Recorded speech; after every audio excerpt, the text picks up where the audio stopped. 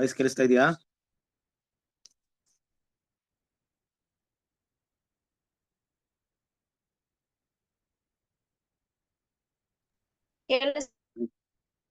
ಕೇಳಿಸ್ತಿದ್ಯಾ?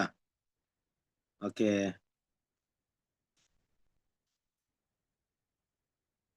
ಸರಿ.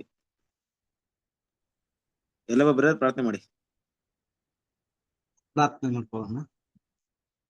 ಮಹೋನ್ನತನು ಸರ್ವಶಕ್ತನು ಅಗಮ್ಯ ಬೆಳೆತು ವಾಸ ಮಾಡುವನು ಪರಲೋಕ ತಂದೆ, ನಿಮ್ಮ ಪರಿಶುದ್ಧ ನಾಮಕ್ಕೆ ಮಹಿಮೆ ಉಂಟಾಗಲಪ್ಪ ತಂದೆ. ತಂದೆ, ಈ ಸಂಜೆಯಲ್ಲಿ ನಮ್ಮನ್ನ ಒಂದು ಚಿಕ್ಕ ಗುಂಪಾಗಿ ಕೂಡಿಸಿ ತಂದೆ, ಆನ್ಲೈನ್ ಮುಖಾಂತರವಾಗಿ ತಂದೆ ನಿಮ್ಮ ದಾಸರ ಮುಖಾಂತರವಾಗಿ ತಂದೆ ಸತ್ಯವಾಕ್ಯವನ್ನು ಕೇಳಲಿಕ್ಕೆ ನಮ್ಗೆ ಕೂಡಿಸಿದ್ದಕ್ಕಾಗಿ ಧನ್ಯವಾದ ತಂದೆ. ಇನ್ನು ಯಾವ ಸಹೋದರ ಬಂದಿಲ್ಲ ತಂದೆ, ಅವ್ರಿಗೂ ಸಹ ತಂದೆ ತಕ್ಕ ಸಮಯಕ್ಕೆ ಬಂದು ನಿನ್ನ ವಾಕ್ಯವನ್ನು ಕೇಳುವಾಗ ತಂದೆ ಅವ್ರಿಗೂ ಸಹ ತಂದೆ ಸಹಾಯ ಮಾಡು ತಂದೆ. ಇವತ್ತು ನಿನ್ನ ವಾಕ್ಯವನ್ನು ತಿಳಿಸುವಂತಹ ಸಹೋದರಿಗೋಸ್ಕರ ಸಹ ಬೇಡ್ಕೊಂಡು ತಂದೆ, ನಿಮ್ಮ ಪವಿತ್ರಾತ್ಮನ ಸಹಾಯದಿಂದ ನಿಮ್ಮ ಸತ್ಯ ವಾಕ್ಯವನ್ನು ತಿಳಿಸುವ ಹಾಗೆ ತಂದೆ ಅವ್ರಿಗೂ ಸಹ ತಂದೆ ಕೃಪೆ ಕೊಟ್ಟು ನಡೆಸು ತಂದೆ. ಅದೇ ತರ ಅಂತ್ಯದವರೆಗೂ ತಂದೆ ನಾವು ವಾಕ್ಯವನ್ನು ಕೇಳಿ ವಾಕ್ಯದ ಪ್ರಕಾರ ತಂದೆ ನಾವು ಅದನ್ನು ತಿಳಿದುಕೊಂಡು ನಮ್ಮ ಜೀವನದಲ್ಲಿ ಅಳವಡಿಸ್ಕೊಂಡು ವಾಕ್ಯದ ಪ್ರಕಾರ ನಡೀಲಿಕ್ಕೆ ನಮ್ಮೆಲ್ಲರಿಗೆ ಸಹಾಯ ಮಾಡಪ್ಪ ತಂದೆ. ಆದಿಯಿಂದ ಅಂತ್ಯದವರೆಗೂ ತಂದೆ ನಿಮ್ಮ ಪ್ರಸನ್ನತೆ ಈ ಕೂಟದಲ್ಲಿ ಇದ್ದು ಈ ಕೂಟವನ್ನು ಸಹ ತಂದೆ ನಡೆಸಿಕೊಡು. ಇದುವರೆಗೆ ನನ್ನ ಪ್ರಾರ್ಥನೆ ಕೇಳೋದಕ್ಕಾಗಿ ಸಹ ಧನ್ಯವಾದ ತಂದೆ. ಈ ಚಿಕ್ಕ ಪ್ರಾರ್ಥನಾ ನಮ್ಮೆಲ್ಲರ ರಕ್ಷಕನು ವಿಮೋಚಕನಾದ ಯೇಸು ಕ್ರಿಸ್ತನ ನಾಮದಲ್ಲಿ ಬಿಡುತ್ತೇನೆ, ನಮ್ಮ ಜೀವನದ ಪರಲೋಕ ತಂದೆ. ಆಮೇನ್. Thank you. ಕ್ರಿಸ್ತನಲ್ಲಿ ಪ್ರೀತಿಯ ಸಹೋದರ ಸಹೋದರಿಯರೇ, ನಿಮ್ಮೆಲ್ಲರಿಗೂ ತಂದೆಯಾದ ದೇವರಿಂದಲೂ ಕರ್ತನಾದ ಯೇಸು ಕ್ರಿಸ್ತನ ಮೂಲಕ ಕೃಪೆಯು ಶಾಂತಿ ಉಂಟಾಗಲಿ. ಪ್ರೀತಿಯ ಸಹೋದರ ಸಹೋದರಿಯರೇ, ತಂದೆಯಾದ ದೇವರು ತನ್ನ ಮಹಾಕೃಪೆಯಿಂದ ಈ ಸಮಯದಲ್ಲಿ ಕೂಡ ಜೀವಿತರ ಸಂಖ್ಯೆಯಲ್ಲಿ ನಮ್ಮನ್ನ ಎಣಿಸಿ ಆತನ ಸನ್ನಿಧಿಯಲ್ಲಿ ಬಂದು ಆತನ ವಾಕ್ಯವನ್ನು ಕೇಳುವ ಹಾಗೆ ಆತನ ನೀಡಿದ ಕೃಪೆಗೋಸ್ಕರ ದೇವರಿಗೆ ಕೃತಜ್ಞತೆ ಸಲ್ಲಿಸೋಣ. ವಿಶೇಷವಾಗಿ ನಾವಿರುವಂತಹ ಸಮಯ ತುಂಬಾ ಒಂದು ಕಷ್ಟಕರವಾದ ಮತ್ತು ಮೋಸವಾದ ಸಮಯವಾಗಿದ್ರೂ ಕೂಡ ದೇವರ ಕೃಪೆ ಈಗಲೂ ಕೂಡ ನಮ್ಮ ಮೇಲೆ ಇದೆ. ಯಾಕಂದ್ರೆ ಕ್ರಿಸ್ತನಲ್ಲಿ ಪ್ರೀತಿಯ ಸಹೋದರರೇ, ಕಾಲ ಕಾಲಕ್ಕೆ ನಮಗೆ ಬೇಕಾದಂತ ಆತ್ಮಿಕ ಆಹಾರವನ್ನ, ಸತ್ಯ ವಾಕ್ಯವನ್ನ ದೇವರು ನಮ್ಗೆ ಈ ದಿನದವರೆಗೂ ಕೊಡ್ಕೊಂಡ್ ಬರ್ತಾ ಇದ್ರೆ ಅದು ಆತನ ಮಹಾಕೃಪೆ ಅಲ್ವೇ? ಹಾಗಾಗಿ ನಿರಂತರವಾಗಿ ನಾವು ಕೇಳ್ತಾ ಇರುವಂತಹ ಒಂದು ಪಾಠ ಈ ಸಮಯದಲ್ಲಿ ನೋಡ್ಬೇಕಾದ್ರೆ ರೋಮಪುರದವರಿಗೆ ಬರೆದಂತ ಪತ್ರಿಕೆ. ಆ ಪತ್ರಿಕೆಯಲ್ಲಿ ನಾವು ಯಾವ ಒಂದು ಅಧ್ಯಾಯ ಎಷ್ಟನೇ ಭಾಗವನ್ನ ನೋಡ್ಬೇಕಾಗಿದೆ?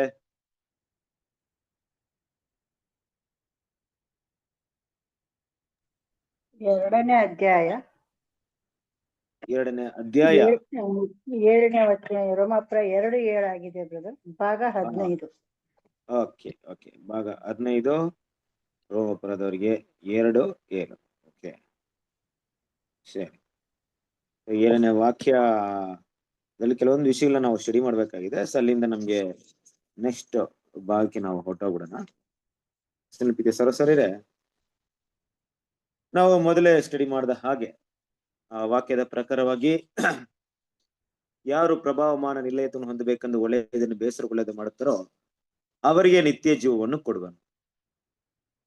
ಪ್ರೀತಿಯ ಸಹೋದರರೇ, ಅನೇಕ ವಾಕ್ಯಗಳು, ಅನೇಕ ದೇವರ ಬಾಯಿಂದ ಹೊರಟಂತ ದೇವರ ಮಾತು ಅನೇಕ ದೇವರ ಮಕ್ಕಳಿಗೆ ಅದರಿಂದ ಯಾವುದೇ ಪ್ರಯೋಜನವಾಗ್ತಾ ಇಲ್ಲ. ಈ ವಾಕ್ಯ ನನ್ನ ಮನಸ್ಸಲ್ಲಿ ಯಾವುದೇ ರೀತಿಯ ಪ್ರಭಾವವನ್ನ ಬೀರ್ತಾ ಇಲ್ಲ, ಇಲ್ಲೇ ಈ ವಾಕ್ಯ ಒಂದು ಓದಿದಾಗ ನನಗೆ ಏನು ಬದಲಾವಣೆ ಕಾಣಿಸ್ಕೊಳ್ತಿಲ್ಲ ಅಂದಾಗ ನಮ್ಮ ಬೆಳವಣಿಗೆಯ ಮಟ್ಟ ಕೂಡ ಹಾಗೆ ಇರುತ್ತೆ. ಯಾವ ವಿಷಯವನ್ನ ಹೇಳಕ್ಕೆ ಹೊರಟಿದ್ದೀನಿ? ಕ್ರಿಸ್ತನ ಪ್ರೀತಿಯ ಸಹೋದರರೇ, ಒಂದು 1ನೇ ಕ್ಲಾಸ್ ಓದುವಂತ ಮಗುವಿಗೆ 10ನೇ ಕ್ಲಾಸ್ ಪಾಠವನ್ನ ತಿಳಿಸಕ್ಕಾಗಲ್ಲ. ಹಾಗಾಗಿ ಕೆಲವೊಂದು ವಾಕ್ಯಗಳು ಆರಂಭದಲ್ಲಿ ನಾವು ಕೇಳಿದಾಗ ಅದರ ಆಳವಾದಂತ ವಿಷಯವಿರ್ಬೋದು ಅಥವಾ ಸತ್ಯಾರ್ಥಗಳಿರ್ಬೋದು ನಮ್ಗೆ ತಿಳಿದೇ ಇರ್ಬೋದು. ಕಾಲಾಂತರದಲ್ಲಿ ನಾವು ಬೆಳೀತಾ ದೇವರ ವಾಕ್ಯದ ಅರ್ಥಗಳನ್ನ ನಾವು ಎಷ್ಟು ಮಟ್ಟಿಗೆ ಸ್ಪಷ್ಟವಾಗಿ ಅರ್ಥ ಮಾಡ್ಕೊಳಕ್ ಆಗ್ತಿದೆಯೋ ಅದು ನಮ್ಮ ಬೆಳವಣಿಗೆಯನ್ನ ಸೂಚಿಸ್ತಾ ಇದೆ. ಇನ್ನು ಕೂಡ ದೇವರ ಸತ್ಯದ ವಿಷಯದಲ್ಲಿ ಲೋಕದ ರೀತಿಯಾದ ಒಂದು ಎಜುಕೇಶನ್ ಇಲ್ಲ ಅಂದ್ರೆ ಏನಪ್ಪಾ? ಲೋಕದ ರೀತಿ ಎಜುಕೇಶನ್ ಅಂದ್ರೆ ಏನು? ಲೋಕದ ರೀತಿ ಎಜುಕೇಶನ್ ಎಲ್ಲ ಬ್ರೈನ್, ನಮ್ಮ ಮೈಂಡ್ ಅಷ್ಟೇ. ಎಲ್ಲ ನಿಮ್ ಮೈಂಡ್ಗೆ ತುಂಬಿಸ್ಕೊಳ್ಳಿ ಅಷ್ಟೇ, ನಿಮ್ ಮನ್ಸಲ್ಲಿ ಇಟ್ಕೊಳ್ಳಿ. ಆಕ್ಷನ್ಸ್ ಅಲ್ಲಿ ಬೇಡ, ಕ್ರಿಯೆಯಲ್ಲಿ ಬೇಡ. ಅಂದ್ರೆ ಕಲಿತಾ ಹೋಗ್ರಿ. ನೀವ್ ಎಷ್ಟ್ರ ಮಟ್ಟಿಗೆ ನೀವು ಜಾಣರಾಗಿದ್ದೀರಾ ಅಂದ್ಬಿಟ್ಟು ನಿಮ್ ಮೈಂಡ್ ಇರುವಂತ ವಿಷಯನ ಎಕ್ಸಾಮ್ ಪೇಪರ್ ಅಲ್ಲಿ ಬರೀರಿ, ನಿಮ್ಮ ಜ್ಞಾನವನ್ನ ತೋರ್ಸ್ಕೊಡ್ರಿ ಸಾಕು, ನೀವು ಪಾಸ್ ಆಗ್ತೀರಾ, ಮುಂದಿನ ಕ್ಲಾಸ್ಗೆ ಹೋಗ್ತೀರಾ. ಆದ್ರೆ ದೇವರ ಒಂದು ಎಜುಕೇಶನ್ ಆ ರೀತಿ ಇಲ್ಲ. ಕ್ರಿಸ್ತನ ಶಾಲೆಯಲ್ಲಿ ಓದುವಂತ ದೇವರ ಮಕ್ಕಳು ಒಂದು ವಿಷಯನ ಅರ್ಥ ಮಾಡ್ಕೊಬೇಕು. ನಾನು ಏನಾದ್ರೂ ಕಲ್ತಿರೋಂತ ವಿಷಯಕ್ಕೆ ತಕ್ಕಾಗಿ ಗುಣಗಳನ್ನ ಬೆಳೆಸದೆ ಇದ್ರೆ ದೇವರು ಮುಂದಿನ ವಿಷಯಗಳನ್ನ ನನಗೆ ತಿಳಿಸ್ಕೊಡಲ್ಲ. ತಿಳ್ಕೊಳ್ಳೋದು ಕಷ್ಟ. ಕೆಲವೊಂದು ಸಮಯದಲ್ಲಿ ಕೆಲವೊಂದು ಸಭೆಯಲ್ಲಿ ಮಾತಾಡುವಂತ ಒಂದು ಸಬ್ಜೆಕ್ಟ್ ನಮ್ಗೆ ಹೋಗೋದೇ ಇಲ್ಲ. ಅದೇನ್ ಅನ್ಸ್ಬೋದು, ಒಂದ್ ವೇಳೆ ನಮ್ಗೆ ಏನ್ ಸಬ್ಜೆಕ್ಟ್ ಮಾತಾಡ್ತಾರೋ ಅನ್ಸ್ಬೋದು, ಯಾಕಂದ್ರೆ ನಮ್ಗೆ ಅದು ಅರ್ಥವಾಗಿರಲ್ಲ. ಹಾಗಂತ ಸರಿ ನಾನು ಹೇಳ್ತಿರೋದು ಎಲ್ರು ಕೂಡ ಆ ಮಟ್ಟಿಗೆ ಬೆಳೆದಿಲ್ಲ, ಅದರಿಂದ ವಿಷಯಗಳು ಅರ್ಥವಾಗಲ್ಲ ಅಂತಲ್ಲ. ಎಲ್ಲ ಸಹೋದರರು ಮಾತಾಡುವಂತ ವಿಷಯ ಕೂಡ ತುಂಬಾ ಸ್ಪಷ್ಟವಾಗಿರುತ್ತೆ. ನನಗೆ ಅರ್ಥವಾಗಿಲ್ಲ ಮಟ್ಟಿಗೆ ನಾನು ಅಷ್ಟು ಮಟ್ಟಿಗೆ ಬೆಳೆದಿಲ್ಲ ಅನ್ನೋಂತ ಅರ್ಥದಲ್ಲಿ ನಾನು ಹೇಳ್ತಾ ಇಲ್ಲ. ನಿಜವಾಗ್ಲೂ ದೇವರ ಗುಣಗಳನ್ನ, ದೇವರ ಸತ್ಯಗಳನ್ನ ಕಾಲ ಕಾಲಕ್ಕೆ ನನ್ನ ಗುಣಗಳನ್ನ ಬದಲಾವಣೆ ಮಾಡ್ಕೊಂಡು ಹೋದ್ರೆ ನನ್ನಲ್ಲಾಗುವಂತ ಬದಲಾವಣೆಗಳು ದೇವರು ಮುಂದಿನ ಯೋಜನೆಯ ರಹಸ್ಯಗಳನ್ನ ನನಗೆ ತಿಳಿಪಡಿಸ್ತಾರೆ. ಯಾಕೆ ಇವತ್ತು ಈ ವಿಷಯವನ್ನ ನಾನು ಇಲ್ಲಿ ಮಾತಾಡ್ತಾ ಇದ್ದೀನಿ? ಯಾಕೆ ರೋಮಪುರದವರಿಗೆ 2ನೇ ಅಧ್ಯಾಯ 7ನೇ ವಾಕ್ಯವನ್ನ ತಗೊಳ್ಬೇಕಾದ್ರೆ ಈ ವಿಷಯವನ್ನ ಮಾತಾಡ್ತಾ ಇದ್ದೀನಿ? ಕ್ರಿಸ್ತನ ಪಿದೇಸರ ಸೊರೇರೆ 2ನೇ ಅಧ್ಯಾಯ 7ನೇ ವಾಕ್ಯ ಇರುವಂತ ವಿಷಯ ಏನಪ್ಪಾ ಅಂದ್ರೆ ನಮ್ಮ ಗುಣಗಳಲ್ಲಿ ಆಗುವಂತ ಬೆಳವಣಿಗೆ ಬಗ್ಗೆ ಮಾತಾಡ್ತಾ ಇದೆ. ಅಂದ್ರೆ ಸತ್ಯದ ದಾರಿಯಲ್ಲಿ ಹೋಗ್ತಾ ಹೋಗ್ತಾ ನಮಗೆ ಅನೇಕ ಶೋಧನೆಗಳು, ಸಂಕಟಗಳು ಬರ್ಬೇಕಾದ್ರೆ ಮನಸ್ಸಿನ ರೀತಿಯಲ್ಲಿ, ಮನೋಭಾವನೆಯಲ್ಲಿ ಬೇಸರಗಳು, ಅನೇಕ ಕಷ್ಟಗಳು, ದುಃಖಗಳು ಕೂಡ ಕಾಣಿಸಲ್ಪಡುತ್ತೆ. ಆದ್ರೆ ಆ ರೀತಿ ಎದುರಿಸ್ಬೇಕಾದ್ರೆ ನಾವು ನಿಜವಾಗ್ಲೂ ದೇವರು ಇಡುವಂತ ಆ ಪ್ರಭಾವಮಾನ ನಿರ್ಣಯಗಳ ಕಡೆಗೆ ದೃಷ್ಟಿ ಇಡಬೇಕಾಗಿದೆ. ಅದನ್ನ ಗಮನಿಸ್ಬೇಕಾಗಿದೆ. ಅದರಲ್ಲಿ ನಾನು ಗಮನಿಸ್ತಾ ಇಲ್ಲ ಅಂದ್ಮೇಲೆ ಈ ಲೋಕದಲ್ಲಿ ಇರುವಂತ ಅತ್ಯಲ್ಪ ವಿಷಯಗಳು ಕೂಡ ನನಗೆ ಕಷ್ಟವಾಗಿ ಕಾಣಿಸ್ಕೊಳ್ಳುತ್ತೆ. ಅದನ್ನ ನಾನು ಅಷ್ಟು ಸ್ಪಷ್ಟವಾಗಿ ಎದುರಿಸಕ್ಕೆ ಆಗಲ್ಲ.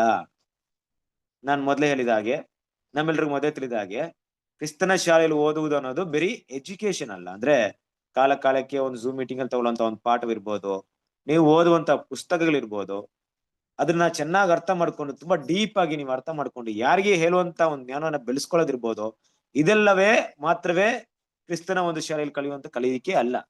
ದೇವರು ನಮ್ಗೆ ಬೇರೊಂದು ಎಜುಕೇಶನ್ ಕಳಿಸ್ಕೊಡ್ತಾ ಇದ್ದಾರೆ. ಏನಪ್ಪಾ ಅಂದ್ರೆ ಪ್ರತಿಯೊಂದು ವಿಷಯದಲ್ಲೂ ನಮ್ಮ ಗುಣಗಳಲ್ಲಿ ಬದಲಾವಣೆ ಆಗ್ಬೇಕು.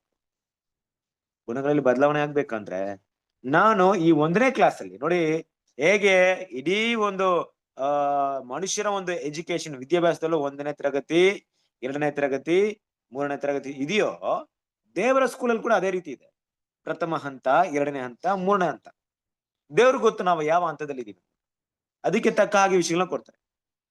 ಹಾಗೆ ದೇವ್ರ ಮಕ್ಕಳು ನಾವು ಈ ಬೇಸರವನ್ನ ಬಿಡ್ಬೇಕು ಅಲ್ವಾ? ಈ ಬೇಸರ ಬರುತ್ತಲ್ವಾ ಮಕ್ಳು ನೋಡ್ರಿ, ಏನಾಗುತ್ತೆ ಅವರಿಗೆ, ಈ ಎಜುಕೇಶನ್ ಅಂದ್ರೆ ಸ್ವಲ್ಪ ಕಷ್ಟ ಅವರಿಗೆ. ಓದೋದ್ ಬರೆಯೋದಂದ್ರೆ ಕಷ್ಟ.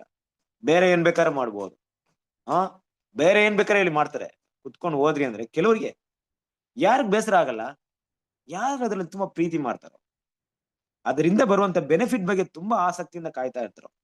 ಒಂದ್ ವೇಳೆ ನಾನು ಒಳ್ಳೆ ರೀತಿಯಲ್ಲಿ ಪಾಸ್ ಆದ್ರೆ ಎಲ್ರ ಮುಂದೆ ನನ್ನ ಹೊಗಳ್ತಾರೆ, ನನ್ನ ಅಪ್ರಿಶಿಯೇಟ್ ಮಾಡ್ತಾರೆ, ನನಗೆ ಬಹುಮಾನ ಸಿಗುತ್ತೆ. ಹೇಗಾದ್ರೂ ನಾನು ಒಳ್ಳೆ ವಿದ್ಯಾರ್ಥಿ ಆಗಿರ್ಬೇಕು ಅಂತ ಭಾವನೆ ಯಾರಿಗೆ ಆ ಗುರಿ ಇರುತ್ತೋ ಅವ್ರಿಗೆ ಬೇಸರ ಅನ್ನೋದು ವಿಷಯಗಳು ಇರಲ್ಲ. ಆದ್ರೆ ಯಾರಿಗೆ ಇದೆಲ್ಲ ಭಾವನೆಗಳು ಇರಲ್ವೋ ಅವ್ರಿಗೆ ಸಣ್ಣ ಸಣ್ಣ ವಿಷಯ ಕೂಡ ಬೇಸರವಾಗ್ಬಿಡುತ್ತೆ. ಸೇಮ್ ಆಸ್ ಇಟ್ ಈಸ್ ಕರ್ತನ ಶಾಲೆಯಲ್ಲಿ ಓದುವಂತ ದೇವರ ಮಕ್ಕಳು ಕೂಡ ಬೇಸರ ಕಾಣಿಸ್ಕೊಳ್ಳೋದು ಸರ್ವಸಾಮಾನ್ಯವಾಗಿದೆ. ಬೇಸರ ಆಗ್ಬಿಡುತ್ತೆ. ಸಾಕಪ್ಪ, ಬೇಡಪ್ಪ, ಯಾಕಿದೆಲ್ಲ ಮಾಡ್ಬೇಕು ಅನ್ನುವಂತ ಭಾವನೆಗಳು ನಮ್ಗೆ ಬರುವಂತ ಒಂದು ವಿಷಯ ನಮ್ಮ ಮನಸ್ಸಲ್ಲಿ ಕಂಡುಕೊಂಡಿದ್ದೆ ಆದ್ರೆ ಕ್ರಿಸ್ತನ ಪ್ರಿಯ ಸರಸ್ವರರೇ, ಅದಕ್ಕೆ ದೇವ್ರು ನಮ್ಮನ್ನ ರಿಜೆಕ್ಟ್ ಮಾಡಲ್ಲ. ಬಟ್ ಆ ಬೇಸರದಿಂದ ಬೇಗ ಹೊರಗಡೆ ಬರ್ಬೇಕು. ಅದೊಂದು ರೆಡ್ ಸಿಗ್ನಲ್. ಆ ರೆಡ್ ಸಿಗ್ನಲ್ ನಮ್ಗೆ ಏನ್ ಹೇಳ್ಕೊಡ್ತಾ ಇದೆ ಅಂದ್ರೆ, ಇದು ನಿನ್ನ ಆತ್ಮಿಕ ವಿಷಯಕ್ಕೆ ಡೇಂಜರ್. ಈ ರೀತಿ ಭಾವನೆ ನಿನ್ನ ಆತ್ಮಿಕ ಬೆಳವಣಿಗೆನ ಕುಂಠಿತಗೊಳಿಸುತ್ತೆ. ಆದಷ್ಟು ಬೇಗ ಇದರಿಂದ ಹೊರಡೆ ಬಾ. ಆದಷ್ಟು ಬೇಗ ಬೇಸರಗಳನ್ನ ಬಿಟ್ಬಿಡು. ನಿರಾಶೆ ಆಗ್ಬೇಡ, ಬೇಸರಗೊಳ್ಬೇಡ ಅಲ್ವಾ? ಸೋತೋಗ್ಬೇಡ. ನೆವರ್ ಎವರ್ ಗಿವ್ ಅಪ್ ಅಂದ್ಬಿಟ್ಟು ಲೋಕದ ಜನರು ಹೇಳುವಂತ ಮಾತನ್ನ ಕೇಳಿರ್ಬೋದು. ಆದ್ರೆ ದೇವ್ರ ಮಕ್ಕಳು ಇದನ್ನ ನಮ್ಮ ಆತ್ಮಿಕ ಜೀವನಕ್ಕೆ ಯಾವಾಗ್ಲೂ ಅಳವಡಿಸ್ಕೊಬೇಕು. ಯಾವಾಗ್ಲೂ ಅದನ್ನ ಬಿಟ್ಬಿಡ್ಬಾರ್ದು. ನಾವು ತಗೊಂಡಿರುವಂತ ವಿಷಯವನ್ನ ಕೊನೆವರೆಗೂ, ಗುರಿ ಮುಟ್ಟುವರೆಗೂ ಬಿಟ್ಬಿಡ್ಬಾರ್ದು. ಇಷ್ಟೆಲ್ಲ ಸರಿರೆ ಹೇಳುವಷ್ಟು ಸುಲಭವಲ್ಲ ಅಂತ ನಿಮಗೂ ಗೊತ್ತು, ನನಗೂ ಗೊತ್ತು ವಿಷಯ. ಆದ್ರೆ ಅದರಲ್ಲಿರುವಂತ ಫಲ ಇದೆಯಲ್ಲ, ಪ್ರತಿಫಲ ಇದೆಯಲ್ಲ, ಅದಕ್ಕೆ ಸರಿಸಾಟಿಯಾದಂತ ವಿಷಯ ಲೋಕದಲ್ಲಿ ಯಾವುದು ಕೂಡ ಇಲ್ಲ. ನಿಮ್ಮ ಎಲ್ಲ ಕಣ್ಣೀರು, ನಿಮ್ಮ ಎಲ್ಲ ಕಷ್ಟ, ನಿಮ್ಮೆಲ್ಲ ವೇದನೆಗಳನ್ನ ನಾವು ಮರಣದವರೆಗೂ ನಂಬಿಕಸ್ಥರಾಗಿ ಆ ಒಂದು ಪ್ರಭಾವಮಾನ ನಿಲಯತ್ವ ಹುಡುಕಿದ್ದೇ ಆದ್ರೆ ದೇವರು ಎಲ್ಲವನ್ನ ಕ್ಷಣ ಮಾತ್ರದಲ್ಲಿ ತೆಗೆದಾಕಿರ್ತಾರೆ. ಸ್ವಲ್ಪ ದೇವರ ಹತ್ರ ಪ್ರಾರ್ಥನೆ ಮಾಡೋಣ. ದೇವರೇ, ಆ ಒಂದು ಪ್ರಭಾವಮಾನ ನಿಲಯತ್ವ ಬಗ್ಗೆ ತಿಳ್ಕೊಳ್ಳುವಂತ ಜ್ಞಾನವನ್ನ ನನಗೆ ಕೊಡಿ. ಅದರ ಮಹಿಮೆನ ಸ್ವಲ್ಪ ಮಟ್ಟಿಗೆ ನನ್ನ ಈ ಒಂದು ಮಾಂಸಿಕ ದೇಹದಲ್ಲಿ, ಮಾಂಸಿಕ ಮೆದುಳಿನಲ್ಲಿ ನನಗೆ ಅಷ್ಟು ವಿಷಯಗಳನ್ನ ಖಂಡಿತವಾಗ್ಲೂ ಅರ್ಥ ಮಾಡ್ಕೊಳಕ್ ಆಗಲ್ಲ ತಂದೆ. ಆದ್ರೆ ಎಷ್ಟು ಮಟ್ಟಿಗೆ ನನ್ನ ಕೈಲಿ ಅರ್ಥ ಮಾಡ್ಕೊಳಕ್ಕಾಗುತ್ತೋ ಅಷ್ಟು ನಿಮ್ಮ ಶಕ್ತಿನ, ನಿಮ್ಮ ಆತ್ಮವನ್ನ ಕೊಡಿ, ನಿಮ್ಮ ಜ್ಞಾನವನ್ನ ಕೊಡಿ ಅಂತ ದೇವರ ಹತ್ರ ಪ್ರಾರ್ಥನೆ ಮಾಡಿ. ಖಂಡಿತ ದೇವ್ರು ಏನ್ ಮಾಡ್ತಾರೆ, ಒಂದಲ್ಲ ಒಂದು ದಿನ ಅದ್ರ ಬಗ್ಗೆ, ಪ್ರಭಾವದ ಬಗ್ಗೆ ನಮ್ಗೆ ತೋರಿಸ್ಕೊಡ್ತಾರೆ. ಅವಾಗ ನಾವು ಈ ಲೋಕದ ವಿಷಯವನ್ನ ದೊಡ್ಡದಾಗಿ ಪರಿಗಣಿಸಲ್ಲ. ಓಕೆ, ಇದೆಲ್ಲ ವಿಷಯಗಳನ್ನ ನಾವು ಲಾಸ್ಟ್ ಟೈಮ್ ಕೂಡ ಏನ್ ಮಾಡಿದ್ವಿ, ಸಾಕಷ್ಟು ವಿಷಯಗಳನ್ನ ಏನ್ ಮಾಡಿದೀವಿ, ಸ್ಟಡಿ ಮಾಡಿದ್ವಿ. ಇವತ್ತಿನ ಒಂದು ವಿಷಯವನ್ನ ನೋಡೋಣ ಅಲ್ವಾ. ಸೊ ದೇವ್ರ ಮಕ್ಕಳು, ಆ ಒಂದು ಪಾಠದ ಒಂದು ಮುಖ್ಯವಾದ ಭಾಗಕ್ಕೆ ಇವತ್ತು ನಾವು ತಗೊಂಡಿರುವಂತ ಒಂದು ವಾಕ್ಯದ ಕಡೆಗೆ ನಾವೇನ್ ಮಾಡೋಣ, ಗಮನ ಕೊಡೋಣ. ವಾಕ್ಯವನ್ನ ಓದಿ, ರೋಮ ಬರೋದವರಿಗೆ 2ನೇ ಅಧ್ಯಾಯ 8ನೇ ವಾಕ್ಯ. ಯಾರು ಸ್ವಇಚ್ಛೆಯುಳ್ಳವರಾಗಿ ಸತ್ಯವನ್ನು ಅನುಸರಿಸದೆ ಅನ್ಯಾಯವನ್ನು ಅನುಸರಿಸುತ್ತಾರೋ ಅವರಿಗೆ ಕೋಪ, ರೌದ್ರಗಳು ಬರುವವು. ಅವರ ಯಾರು ಸ್ವ ಇಚ್ಛೆಯುಳ್ಳವರಾಗಿ ಸತ್ಯವನ್ನು ಅನುಸರಿಸದೆ ಅನ್ಯಾಯವನ್ನು ಅನುಸರಿಸುತ್ತಾರೋ ಅವರಿಗೆ ಕೋಪವು, ರೌದ್ರವು ಬರುವುದು, ರೌದ್ರಗಳು ಬರುವುದು. ಸೊ ಫಸ್ಟ್ ಆಫ್ ಆಲ್, ಈ ಮಾತು ಯಾರು ಹೇಳ್ತಾ ಇರೋದು? ಈ ಮಾತನ್ನ ಲೋಕದವರಿಗೆ ಅನ್ವಯ ಮಾಡಕ್ಕಾಗುತ್ತಾ? ಇಲ್ಲ. ಹೆಸರು ಕ್ರೈಸ್ತರಿಗೆ ಅನ್ವಯ ಮಾಡಕ್ಕಾಗುತ್ತಾ? ಯಾರಿಗೆ ಅನ್ವಯ ಮಾಡಬಹುದು? ಯಾರಿಗೆ ಅನ್ವಯಿಸಬಹುದು ಈ ಮಾತನ್ನ? ನೋಡ್ರಿ, ಯಾರಿಗೆ ಸತ್ಯ ಗೊತ್ತಿದೆಯೋ ಅವ್ರಿಗೆ ಅನ್ವಯಿಸಬಹುದು. ಯಾಕಂದ್ರೆ ವಾಕ್ಯ ಅದನ್ನೇ ಹೇಳ್ತಾರೆ, ಯಾರು ಸತ್ಯವನ್ನು ಅನುಸರಿಸದೆ ಅಂದ್ರೆ ಏನು ಅಂದ್ರೆ, ಸತ್ಯ ನನಗೆ ಗೊತ್ತಿದೆ ಆದ್ರೆ ಅನುಸರಿಸ್ತಾ ಇಲ್ಲ. ಅಂದ್ರೆ ಸತ್ಯವನ್ನು ತಿಳಿದಿರುವಂತ ಯಾರು ಇವತ್ತು ನಮ್ಮ ಹೆಸರಿನೆಲ್ಲ ಇದೆಯಲ್ಲ, ಸತ್ಯವೇದ ವಿದ್ಯಾರ್ಥಿಗಳು. ಕರೆಕ್ಟಾ? ಸತ್ಯವನ್ನ ತಿಳ್ಕೊಂಡಿದೀವಿ ಅಂತ ನಾವು ಹೇಳ್ಕೊಳ್ತಿದ್ವಿ. ಈ ಕೆಲವರು ಸತ್ಯವೇದ ವಿದ್ಯಾರ್ಥಿಗಳು ಈಗ ಅನ್ಕೊಂತಾರೆ, ಈ ಹೆಸರು ಕ್ರೈಸ್ತ ನೋಡ್ರದ ಅವ್ರು ಒಂಥರ ನೋಡ್ತಾರೆ, ಅವ್ರು ತುಂಬಾ ಪಾಪಿಗಳ ರೀತಿಯಲ್ಲೋ, ಅವ್ರೇನೋ ಏನೋ ಅವರೆಲ್ಲ ದೇವರಿಂದ ಶಿಕ್ಷೆಗೊಳಗಾದ ರೀತಿಯಲ್ಲೋ, ನಾವು ತುಂಬಾ ಪರಿಶುದ್ಧವಂತ ರೀತಿಯಲ್ಲಿ ನೋಡ್ತಾರೆ. ಖಂಡಿತ ಇಲ್ಲ ಕ್ರಿಸ್ತನ ಪ್ರೀತಿ ಸರ್, ಅವರು ನಮ್ಮ ಸಹೋದರರು. ಬಟ್ ಇವತ್ತು ಕತ್ತಲೆಯಲ್ಲಿ ಇದ್ದಾರೆ. ನಾವು ಬಾಬಿಲೋನ್ ಅಂತ ಮಾತಾಡೋದು ಅಲ್ಲಿರುವಂತ ಸಹೋದರ ಬಗ್ಗೆ ಯಾವಾಗ್ಲೂ ಮಾತಾಡಲ್ಲ. ಅದೇ ಒಂದು ಹೆಸರು ಕ್ರೈಸ್ತರ ಮಧ್ಯೆ ಇರುವಂತ ಸಹೋದರ ಬಗ್ಗೆ ಮಾತಾಡಲ್ಲ. ಯಾಕಂದ್ರೆ ಯಾರು ಗೊತ್ತು ಎಷ್ಟು ಗೋಧುಮೆಗಳು ಅಲ್ಲಿ ಇದೆಯಾ ಅಂದ್ಬಿಟ್ಟು. ನಾವು ಮಾತಾಡೋದು ಆ ಸಿಸ್ಟಮ್ ಬಗ್ಗೆ ಮಾತಾಡ್ತಿದ್ವಿ ಅಷ್ಟೇ. ಆ ಕರಪ್ಟ್ ಆಗಿರುವಂತ ಸಿಸ್ಟಮ್ ಬಗ್ಗೆ ಮಾತಾಡ್ತಿದ್ವಿ. ಅದು ವರ್ಷಾನುವರ್ಷ, ಸಾವಿರಾರು ವರ್ಷಗಳ ಹಿಂದೆ ಕರಪ್ಟ್ ಆಗಿದೆ. ಅದನ್ನ ಬದಲಾವಣೆ ಮಾಡಕ್ಕಾಗಲ್ಲ. ಆ ಕಾನ್ಸೆಪ್ಟ್ ನ ಮಾತಾಡ್ತಾ ಇದೀವಿ, ಆ ಬೋಧನೆಯನ್ನು ಮಾತಾಡ್ತಾ ಇದೀವಿ. ಆದ್ರೆ ಸಹೋದರರಲ್ಲ ಅಲ್ವಾ? ಅದ್ ನೋಡ್ಬೇಕಾದ್ರೆ ಅವ್ರಿಗೆ ಸತ್ಯ ಗೊತ್ತಿಲ್ಲ. ಯಾಕಂದ್ರೆ ಈ ಪ್ರಪಂಚದ ದೇವರು ಅವರ ಕಣ್ಣುಗಳನ್ನ ಮಂಕು ಮಾಡಿದ್ದಾನೆ. ಮತ್ತೆ ಆ ಸತ್ಯದ ಒಂದು ತಿಳ್ಕೊಳ್ಳುವಂತ ಮನೋಭಾವನೆ ಇಲ್ದವರಾಗಿದೆ. ಬಟ್ ಸತ್ಯನ ತಿಳ್ಕೊಂಡಿರೋರು ಯಾರು?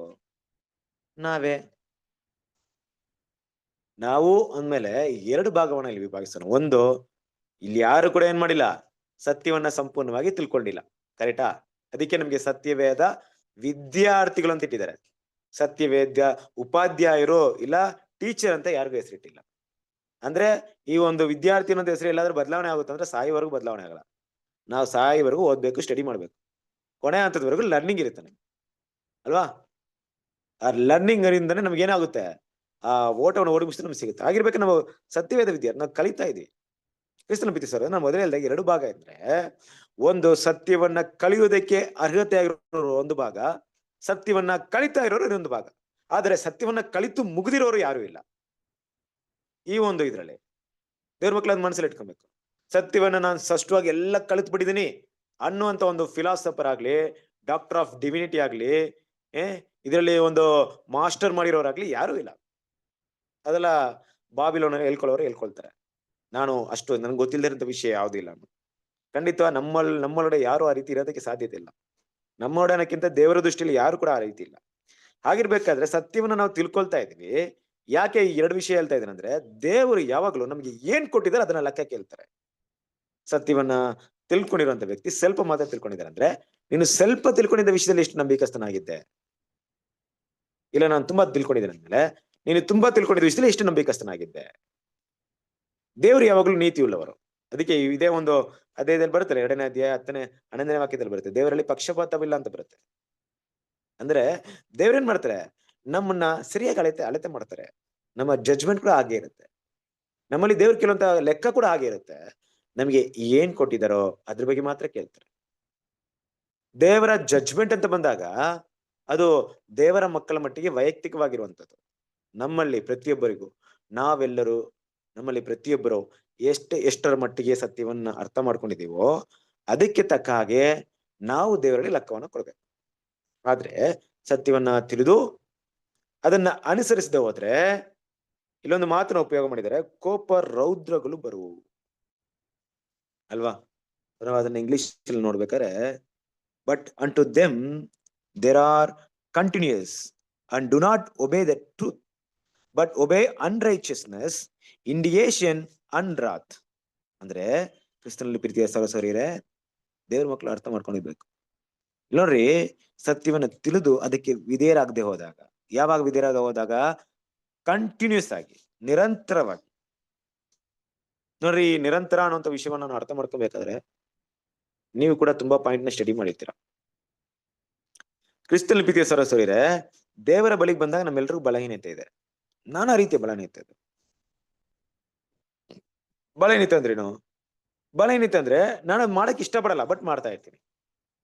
ನನಗೆ ಇಷ್ಟವಾಗಲ್ಲ, ನಾನು ಅದನ್ನ ಅಸಡ್ಡೆ ಮಾಡ್ತೀನಿ, ಅದನ್ನ ನನಗೆ ಅದಕ್ಕೆ ಅಸಹ್ಯವಾಗಿದೆ, ಬಟ್ ಆದ್ರೂ ಕೂಡ ಏನ್ ಮಾಡ್ತೀನಿ, ಕೆಲವೊಂದು ವಿಷಯ ಕೆಲವೊಂದು ಟೈಮಲ್ಲಿ ಯಾಕಪ್ಪ ಹಿಂಗ್ ಮಾಡ್ತೀನಿ, ಯಾಕೆ ಇಷ್ಟು ಕೋಪ ಪಟ್ಕೊಂಡೆ ಅಲ್ವಾ, ಈ ರೀತಿ ಗುಣಗಳು ನಮ್ಮ ಮೈಂಡಿಗೆ ಬರುತ್ತೆ. ನಾನು ಯಾಕೆ ಈ ರೀತಿ ಮಾಡಿದೆ, ಛೇ ಬೇಡ. ಖಂಡಿತ ಇದೆಲ್ರಿಗೂ ಇದ್ದೇ ಇರುತ್ತೆ, ನಾನಾ ರೀತಿ ವೀಕ್ನೆಸ್ ಇರುತ್ತೆ, ಬಲಹೀನತೆ ಇರುತ್ತೆ. ಅದೇ ದೇವ್ರ ಮಕ್ಕಳು ಈ ಬಲಹೀನತೆನ ಜಯಿಸ್ಬೇಕು. ನಾವ್ ಇದನ್ನ ಜಯಿಸ್ಬೇಕು ಆದ್ರೆ ಸುಲಭ ಅಂತೂ ಇಲ್ಲ. There is no any shortcut ಅಲ್ವಾ. ಗುರಿಯನ್ನು ಮುಟ್ಟುವುದಕ್ಕೆ ಯಾವುದೇ ಒಂದು ಏನೋ ಅಡ್ಡದಾರಿಗಳಿಲ್ಲ. ದೇವರಿಟ್ಟಿರೋ ದಾರಿಗಳು ಹೋಗ್ಬೇಕು. ಯಾವ ದಾರಿಯಲ್ಲಿ ಹೋಗ್ಬೇಕು? ಕಷ್ಟಗಳು, ದುಃಖಗಳು, ಅನೇಕ ರೀತಿಯ ಉಪದ್ರವಗಳು, ಬಾಧೆಗಳು, ಇದ್ರ ಮೂಲಕವೇ ತಲುಪಬೇಕು. ನಾನು ಇದ್ರ ಮೂಲಕ ತಲುಪಲ್ಲ, ನಾನು ಬೇರೆ ಶಾರ್ಟ್ ಕಟ್ ನೋಡ್ತೀನಿ ಅಂದ್ರೆ ಖಂಡಿತ ಗುರಿ ಅಂತೂ ಮುಟ್ಟಿರಲ್ಲ. ಇಷ್ಟೇ ಡಿಫ್ರೆನ್ಸ್ ಇದ್ರಲ್ಲಿ. ಏನಕ್ಕಪ್ಪ ಈ ವಿಷಯ ಹೇಳ್ತಾ ಇದ್ದೀನಿ ಇಲ್ಲಿ ಅಂದ್ರೆ, ನೋಡ್ರಿ, ದೇವ್ರು ನಮ್ಗೆ ಸತ್ಯವನ್ನ ವಿಧೇಯರಾಗೋದಕ್ಕೆ ಹೇಳ್ಬೇಕಾದ್ರೆ ಖಂಡಿತ ಸತ್ಯವನ್ನ ವಿಧೇಯರಾಗುವಂತ ವಿಷಯದಲ್ಲಿ ತುಂಬಾ ಕಷ್ಟಗಳು ಇರಬಹುದು. ನಾನಾ ಶರೀರ ರೀತಿಯಲ್ಲಿ, ಮನೋಭಾವನೆಯಲ್ಲಿ, ಮನಸ್ಸಿನ ರೀತಿಯಲ್ಲಿ ತುಂಬಾ ಕಷ್ಟಗಳು ಇರ್ಬೋದು. ಆದ್ರೂ ಕೂಡ ವಿಧೇಯರಾಗ್ಬೇಕು. ಯಾಕೆ ವಿಧೇಯರಾಗ್ಬೇಕು? ದೇವ್ರ ಮಕ್ಳು ಅರ್ಥ ಮಾಡ್ಕೊಳ್ಬೇಕಾದಂತ ವಿಷಯ, ಎರಡು ವಿಷಯಗಳು ನಮ್ಮ ಮುಂದೆ ಯಾವಾಗ್ಲೂ ಇರ್ಲಿ. ಎರಡು ವಿಷಯಗಳು ನಮ್ಮ ಮುಂದೆ ಯಾವಾಗ್ಲೂ ಇರ್ಲಿ. ಒಂದು ಸಂತೋಷ, ಇನ್ನೊಂದು ಭಯ. ಏನಿದು? ಯಾವ್ದ್ರ ಬಗ್ಗೆ? ನಾನು ಮೊದ್ಲು ಕೂಡ ಇದನ್ನ ಮಾತಾಡಿದ್ದೀನಿ. ಅಂದ್ರೆ ಒಳ್ಳೇದನ್ನ ಮಾಡಿದ್ರೆ ಸಿಗುವಂತ ಸಂತೋಷ ಯಾವಾಗ್ಲೂ ಮುಂದೆ ಇರ್ಲಿ, ಅದೇ ಒಳ್ಳೇದನ್ನ ಮಾಡದೆ ಹೋದ್ರೆ ಸಿಗುವಂತ ದಂಡನೆ, ಭಯ ಯಾವಾಗ್ಲೂ ನಮ್ಮ ಮುಂದೆ ಇರ್ಲಿ ಅಲ್ವಾ. ಹಿಂದೆ ನೋಡಿದಾಗ ಆ ಭಯ ಕಾಣಿಸ್ಕೊಬೇಕು, ಮುಂದೆ ನೋಡಿದಾಗ ಸಂತೋಷ ಕಾಣಿಸ್ಕೊಬೇಕು. ಹಿಂದೆ ಕಾಲಿಕ್ಬಾರ್ದು, ಇಟ್ರೆ ಏನಾಗುತ್ತೆ ಅಂತ ಭಯ ಇರ್ಬೇಕು. ಮುಂದೆ ಹೋಗ್ಬೇಕಂತ ಗುರಿ ಇರ್ಬೇಕು, ಆ ಸಂತೋಷ ಇರ್ಬೇಕು ದೇವ್ರ ಮಕ್ಕಳಿಗೆ ಅಲ್ವಾ. ಹಿಂದಿನ ಇರುವಂತ ಭಯ ನಮ್ಮನ್ನ ಮುಂದೆ ಪುಷ್ ಮಾಡುತ್ತೆ, ಮುಂದೆ ಇರುವಂತ ಸಂತೋಷ ನಮ್ಮನ್ನ ಎಳಿತಾ ಇರುತ್ತೆ. ಹಾಗಾಗಿ ದೇವ್ರ ಮಕ್ಳು ಇಲ್ಲಿ ಅರ್ಥ ಮಾಡ್ಕೊಬೇಕಾದಂತ ವಿಷಯ ಏನಪ್ಪಾ ಅಂದ್ರೆ, ನಾವೆಲ್ಲರೂ ಸ್ಪಷ್ಟವಾಗಿ ತಿಳ್ಕೊಬೇಕು. ಏನಪ್ಪಾ ಅಂದ್ರೆ, ಯಾವಾಗ ಸತ್ಯಕ್ಕೆ ಅವಿಧೇಯರಾಗ್ತೀವೋ ಅವಾಗ ದೇವರ ಕೋಪ ಅನ್ನೋದು ಇದೆ. ದೇವರ ಕೋಪ ಅಂತ ಮಾತಾಡಿದಾಗ ದೇವ್ರ ಮಕ್ಳಿಗೆ ಅದೇನೋ ಹೊಸ ವಿಷಯ ಅಲ್ಲ, ತುಂಬಾ ತುಂಬಾ ವಿಷಯನ ಕೇಳಿದ್ದೇವೆ. ಬಟ್ ಅನ್ಲೆಸ್ ಗೊತ್ತಾಗಲ್ಲ ಅಲ್ವಾ. ಈ ಮಕ್ಳು ನೋಡ್ರಿ, ಮಕ್ಳಿಗೆ ಯಾವುದೋ ವಿಷಯ ಮಾಡಿದಾಗ, ತಪ್ಪು ಮಾಡಿದಾಗ ಮಾಡ್ಬೇಡಿ ಅಂತ ಗೊತ್ತಾಗಲ್ಲ ಅಲ್ವಾ. ಅವ್ರನ್ನ ಹಂಗೆ ಪ್ರೀತಿಯಾಗಿ ಮುದ್ದಿಸ್ಕೊಂಡ್ ಮಾತಾಡ್ತಾ ಇರ್ರಿ, ಏನೋ ಗೊತ್ತಾಗಲ್ಲ ಅವ್ರಿಗೆ, ಮಾಡ್ತಾರೆ ಮತ್ತೆ. ಯಾಕಂದ್ರೆ ಏನು ತಂದೆ ಪ್ರೀತಿಯಿಂದ ಮಾತಾಡ್ತಾರೆ, ಏನು ತಪ್ಪು ಏನು ನಾವು ಏನ್ ಮಾಡಿಲ್ವಲ್ಲ. ಒಂದ್ಸರಿ ಹೊಡಿರಿ, ಇಲ್ಲ ಏನಾದ್ರೂ ಒಂದು ಪನಿಷ್ಮೆಂಟ್ ಕೊಡ್ರಿ. ಆ ಪನಿಷ್ಮೆಂಟ್ ಭಯ ಮುಂದೆ ತಪ್ಪು ಮಾಡುವಾಗ ಯೋಚನೆ ಬರುತ್ತೆ, ಓ ಈ ಪನಿಷ್ಮೆಂಟ್ ಬರುತ್ತೆ ನನಗೆ ಮಾಡಿದ್ರೆ. ಹಾಗೆ ದೇವ್ರ ಮಕ್ಳು, ದೇವ್ರ ಹತ್ರ ನಾವು ಈ ರೀತಿಯಾದಂತ ಏಟು ತಿಂದ ಮೇಲೆ ಇಲ್ಲ ಶಿಕ್ಷಣ ಅನುಭವಿಸಿದ ಮೇಲೆ ತಿದ್ಬೇಕಂತ ಉದ್ದೇಶ ಇಲ್ಲ, ಆ ರೀತಿ ಮಾಡ್ಬೇಕಂತ ಅವಶ್ಯಕತೆ ಕೂಡ ಇಲ್ಲ. ದೇವ್ರ ಅದಕ್ಕೆ ನಮ್ಗೆ ಕೆಲವೊಂದು ದೃಷ್ಟಾಂತಗಳನ್ನ ಇಟ್ಬಿಟ್ಟಿದ್ದಾರೆ ಸತ್ಯದಲ್ಲಿ. ನೋಡಿ, ಈ ರೀತಿ ಎಲ್ಲ ಜನ ಮಾಡಿದ್ರು, ಏನಾದ್ರು ನೋಡ್ರಿ, ಅವ್ರು ಆ ರೀತಿ ಮಾಡಿದ್ರು, ಏನಾದ್ರು ನೋಡ್ರಿ, ಎಕ್ಸಾಂಪಲ್ಸ್ ನ ಇಟ್ಬಿಟ್ಟಿದ್ದಾರೆ, ಮಾದರಿಗಳನ್ನ ಇಟ್ಬಿಟ್ಟಿದ್ದಾರೆ. ಯಾರಿಗೋಸ್ಕರ ಇಟ್ಟಿರೋದು? ನಮಗೋಸ್ಕರವೇ ಅಲ್ವಾ. ನಾವ್ ಅದನ್ನ ಅರ್ಥ ಮಾಡ್ಕೊಳ್ಳೋಣ, ತಿಳ್ಕೊಳ್ಳೋಣ. ದೇವರ ಕೋಪ ಜೀವಂತ ದೇವರ ಕೈಯಲ್ಲಿ ಸಿಕ್ಕಿ ಬೀಳುವುದು ಭಯಂಕರವಾಗಿರುತ್ತೆ. ಆ ರೀತಿ ದೇವ್ರ ಮಕ್ಳು ಏನ್ ಮಾಡ್ಬಾರ್ದು, ಅಂತ ಪರಿಸ್ಥಿತಿಗೆ ಹೋಗ್ಬಾರ್ದು. ದೇವ್ರ ಮಕ್ಳಿಗೆ ಈ ವಿಷಯ ಅನ್ವಯವಾಗುತ್ತಾ? ನಾವ್ ಯಾಕೆ ದೇವ್ರ ಕೈಯಲ್ಲಿ ಸಿಗ್ಲಾಕೊಬೇಕು? ನಾವು ದೇವ್ರ ಮಕ್ಳೇ ಅಲ್ವಾ. ದೇವ್ರ ಮಕ್ಳು ಅಂದ್ರೆ ದೇವ್ರ ಮಾತಿಗೆ ವಿಧೇಯರಾಗ್ತೀವಲ್ವಾ. ದೇವ್ರ ಮಾತಿಗೆ ವಿಧೇಯರಾಗ್ತೀವಿ ಅನ್ನೋದೇ ಗುರುತು ದೇವ್ರ ಮಕ್ಳು ಅನ್ಬಿಟ್ಟು. ವಿಧೇಯರಾಗೋರು ಯಾಕೆ ದೇವ್ರ ಕೈಯಲ್ಲಿ ಸಿಗ್ಲಾಕೊಬೇಕು? ಹೌದು, ಕೆಲವೊಂದು ಟೈಮಲ್ಲಿ ದೇವ್ರ ಮಕ್ಳು ಏನ್ ಮಾಡ್ತಾರೆ, ಕೆಲವೊಂದು ಸನ್ನಿವೇಶಗಳಲ್ಲಿ ದೇವ್ರ ಏನ್ ಮಾಡ್ತಾರೆ, ಕೆಲವೊಂದು ವಿಷಯಗಳನ್ನ ಅವ್ರು ಹೇಳಿದ್ರೆ ಅರ್ಥ ಮಾಡ್ಕೊಳಕ್ ಆಗಲ್ಲ. ಆಗ ದೇವರ ಕೋಪ ಅವನ ಮೇಲೆ ಬರುತ್ತೆ. ಆ ಕೋಪ ಯಾವ ರೀತಿ ಇರುತ್ತೆ ಅಂತ ಬೆದರ್ ಮಾತಾಡ್ತಾರೆ ಅಂದ್ರೆ, ಈ ಕೋಪ ಸಾಮಾನ್ಯವಾಗಿ ಯಾರ ಮೇಲೆ ಬರುತ್ತೆ ಅಂದ್ರೆ, ತುಂಬಾ ಅಂದ್ರೆ ಅಧಿಕವಾಗಿ ದೇವ್ರ ಈ ಕೋಪವನ್ನ ಪ್ರಯೋಗ ಮಾಡೋದು ಮಹಾಸಮೂಹದವ್ರು ಹೋಗೋರ ಹತ್ರ. ಇನ್ನೂ ಜಾಸ್ತಿ ಕೋಪ ಎಲ್ಲಿ ಬರುತ್ತಂದ್ರೆ ಎರಡನೇ ಮರಣಕ್ಕೆ ಹೋಗೋರ ಹತ್ರ. ದೇವರ ಕೋಪ, ಇದು ದೇವರ ಕೋಪದ ಜಡ್ಜ್ಮೆಂಟ್ ಅಲ್ವಾ? ಸೊ ಯಾವ ರೀತಿ ಕೋಪ ದೇವ್ರ ಹತ್ರ ಬರ್ಬೋದು, ಯಾವ ರೀತಿ ದೇವರು ಏನ್ ಮಾಡ್ತಾರೆ, ತನ್ನ ಕೋಪಗಳನ್ನ ತೋರಿಸ್ತಾರ ಅಂತ ನೋಡ್ಬೇಕಾದ್ರೆ ಬ್ರದರ್ ಮಾತಾಡ್ಬೇಕಾದ್ರೆ ಎರಡು ವಿಷಯಗಳು ಮಾತಾಡ್ತಾರೆ. ಒಂದು, ಪ್ರೆಸೆಂಟ್ ಗಾಸ್ಪಲ್ ಏಜ್ ಅಲ್ಲಿ ದೇವರ ಕೋಪವನ್ನ ನೋಡುವಂತ ಒಂದು ಜನಾಂಗ ಇದ್ದಾರೆ. 1000 ವರ್ಷ ಆಳ್ವಿಕೆಯಲ್ಲಿ ದೇವರ ಕೋಪ ನೋಡುವಂತ ಜನಾಂಗ ಇದೆ. ಯಾರ ಬಗ್ಗೆ? ಸತ್ಯವನ್ನ ತಿಳ್ಕೊಂಡಿರುವಂತ ಭಾಗವನ್ನು ತಗೊಂಡಾಗ. ಸತ್ಯವನ್ನ ತಿಳ್ಕೊಂಡಿರುವಂತ ಭಾಗದಲ್ಲಿ 1000 ವರ್ಷ ಆಳ್ವಿಕೆಯಲ್ಲಿ ಇಡೀ ಲೋಕ ಸತ್ಯವನ್ನ ತಿಳ್ಕೊಳ್ಳುತ್ತೆ. ಆಗ ಏನ್ ಮಾಡ್ತಾರೆ, ಸತ್ಯವನ್ನ ತಿಳಿದು ಅನುಸರಿಸದೆ ಈಗ ದೇವ್ರ ಕೋಪ ತೋರಿಸ್ತಾ ಇಲ್ವಾ? ಹೌದು, ಈಗಲೂ ಕೋಪ ತೋರಿಸ್ತಾ ಇದಾರೆ. ನಾವು ಅದನ್ನ ರೋಮಪುರದವರಿಗೆ 1ನೇ ಅಧ್ಯಾಯದಲ್ಲಿ ಓದಿದ್ವಿ, ಕೊನೆ ವಾಕ್ಯಗಳು ಓದಿದ್ವಿ, ಯಾಕೆ ದೇವ್ರ ಕೋಪ ಬರ್ತಾ ಇದೆ ಅಂದ್ಬಿಟ್ಟು. ಸೃಷ್ಟಿಕರ್ತನ ತಿಳಿದಿದ್ದು ಸೃಷ್ಟಿಯನ್ನು ಆರಾಧನೆ ಮಾಡೋದ್ರಿಂದ ಅವರು ಅಸಹ್ಯವಾದ ಕಾರ್ಯಗಳನ್ನ ದೇವರು ಅವ್ರಿಗೆ ಒಪ್ಪಿಸ್ಕೊಟ್ರು ಅನ್ನೋ ವಿಷಯವನ್ನು ಕೂಡ ಓದಿದ್ವಿ. ಅದೇ ರೀತಿಯಾಗಿ ಮುಖ್ಯವಾದ ಭಾಗಕ್ಕೆ ಬಂದಾಗ, ಯಾಕಂದ್ರೆ ಈ ಪಾಠವನ್ನ ನಾವು ಓದ್ತಾ ಇದೀವಿ ಅಂದ್ಮೇಲೆ ನಮಗಿರುವಂತ ಪಾಠವನ್ನ ಗಮನಿಸ್ಬೇಕು. ಸರಿ, ಲೋಕದವರ ಮೇಲೆ ದೇವ್ರ ಕೋಪವನ್ನು ತೋರಿಸ್ತಾರಪ್ಪ 1000 ವರ್ಷ ಆಳ್ವಿಕೆಯಲ್ಲಿ, ತೋರಿಸ್ಲಿ. ಬಟ್ ಅದಕ್ಕಿಂತ ಮುಂದಿನ ಭಾಗದಲ್ಲಿ ನಾವಿದೆಯಲ್ಲ, ಅದಕ್ಕಿಂತ ಮುಂದಿನ ಒಂದು ಪಾಠಲ್ಲಿ, ಮುಂದಿನ ಸ್ಥಳದಲ್ಲಿ ನಾವಿದೀವಿ. ಆ ಕೋಪ ನಮ್ಮ ಮೇಲೆ ಬರ್ದೋ ಇರೋ ಹಾಗೆ ದೇವ್ರ ಮಕ್ಕಳು ಜ್ಞಾನವಾಗಿ ನಡ್ಕೊಳ್ಬೇಕಾಗಿದೆ. ಅಂದ್ರೆ ಏನಪ್ಪಾ, ಏನ್ ಹೇಳಕ್ ಬರ್ತಾ ಇದ್ರೆ, ಸುವಾರ್ಥ ಯುಗದಲ್ಲಿ ದೇವರು ಸತ್ಯವನ್ನ ತಿಳ್ಕೊಂಡಿರುವಂತ ದೇವ್ರ ಮಕ್ಕಳಲ್ಲಿ ಆ ಲೆಕ್ಕವನ್ನ ಏನ್ ಮಾಡ್ತಾರೆ, ಕೇಳ್ತಾರೆ.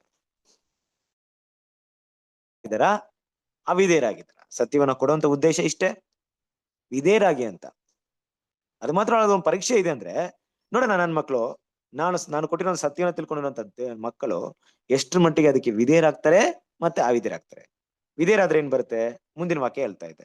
ಅವಿಧೇಯರಾದ್ರೆ ಏನ್ ಬರುತ್ತೆ, ಈ ವಾಕ್ಯ ಹೇಳ್ತಾ ಇದೆ. ಏನಂತ ಹೇಳ್ತಿದೆ, ಎಲ್ಲರಿಗೂ ದೇವರ ಕೋಪ ಬರುತ್ತೆ ಅಲ್ವಾ? ಯಾರೊಬ್ರು ಸತ್ಯವನ್ನ ಅರ್ಥ ಮಾಡ್ಕೊಂಡು ಅದನ್ನ ವಿಧೇಯರಾಗಕ್ಕೆ ಪ್ರಯತ್ನ ಪಡ್ತಾ ಇಲ್ವೋ ಅವರಿಗೆ ದೇವರ ಕೋಪ ಬರುತ್ತೆ. ಅದ್ರ ಪ್ರಯತ್ನ ಪಟ್ರೆ ಏನ್ ಬರುತ್ತೆ, ದೇವರ ಸಹಾಯ ಹಸ್ತ ಬರುತ್ತೆ. ಯಾವ ರೀತಿ ಸಹಾಯ ಬರುತ್ತೆ, ನಮ್ಮ ಕೈಲಿ ಆಗದೆ ಇದ್ದಾಗ ಪ್ರಯತ್ನ ಪಡೋದು ತುಂಬಾ ಮುಖ್ಯವಾದ ವಿಷಯ. ವಿಧೇಯತೆ ಅನ್ನೋದು ಅಷ್ಟು ಮಟ್ಟಿಗೆ ಈಸಿ ಅಲ್ಲ ಅಂತ ಹೇಳಂಗೂ ಇಲ್ಲ, ಕಷ್ಟ ಅಂತೂ ಹೇಳಂಗೂ ಇಲ್ಲ. ಯಾಕೆ ಅಂದ್ರೆ ಅದು ಅವರವರ ಬಲಹೀನತೆ ಮಟ್ಟಿಗೆ ಇರುತ್ತೆ. ಕೆಲವರಿಗೆ ಕೆಲವೊಂದು ವಿಷಯ ತುಂಬಾ ಈಸಿ ಇರುತ್ತೆ, ಯಾಕಂದ್ರೆ ಅವ್ರ ಆ ಪಾಪದ ದಾರಿಯಲ್ಲಿ ಅಷ್ಟು ಡೀಪ್ ಆಗಿ ಹೋಗಿರಲ್ಲ. ಕೆಲವರಿಗೆ ತುಂಬಾ ಕಷ್ಟವಾಗಿರುತ್ತೆ, ಯಾಕೆಂದ್ರೆ ಅವ್ರ ಪಾಪದಲ್ಲಿ ಅಷ್ಟು ಡೀಪ್ ಆಗಿ ಹೋಗಿರ್ತಾರೆ.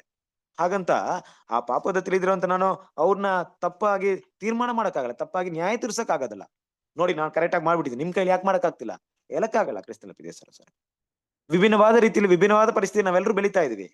ನಾವು ಬೆಳೀತಿರುವಂತ ವಾತಾವರಣಗಳು ಬೇರೆ ತರ ಇದೆ, ನಾವು ಬೆಳೀತಿರುವಂತ ಒಂದು ಸನ್ನಿವೇಶಗಳು ಬೇರೆ ತರ ಇದೆ, ನಮ್ಮ ರೀತಿಯ ಕಲಾಚಾರಗಳು ಬೇರೆ ತರ ಇದೆ. ಅದನ್ನ ನಮ್ಮ ಬೆಳವಣಿಗೆಗಳು ಕೂಡ ಬೇರೆ ತರ ಇರುತ್ತೆ.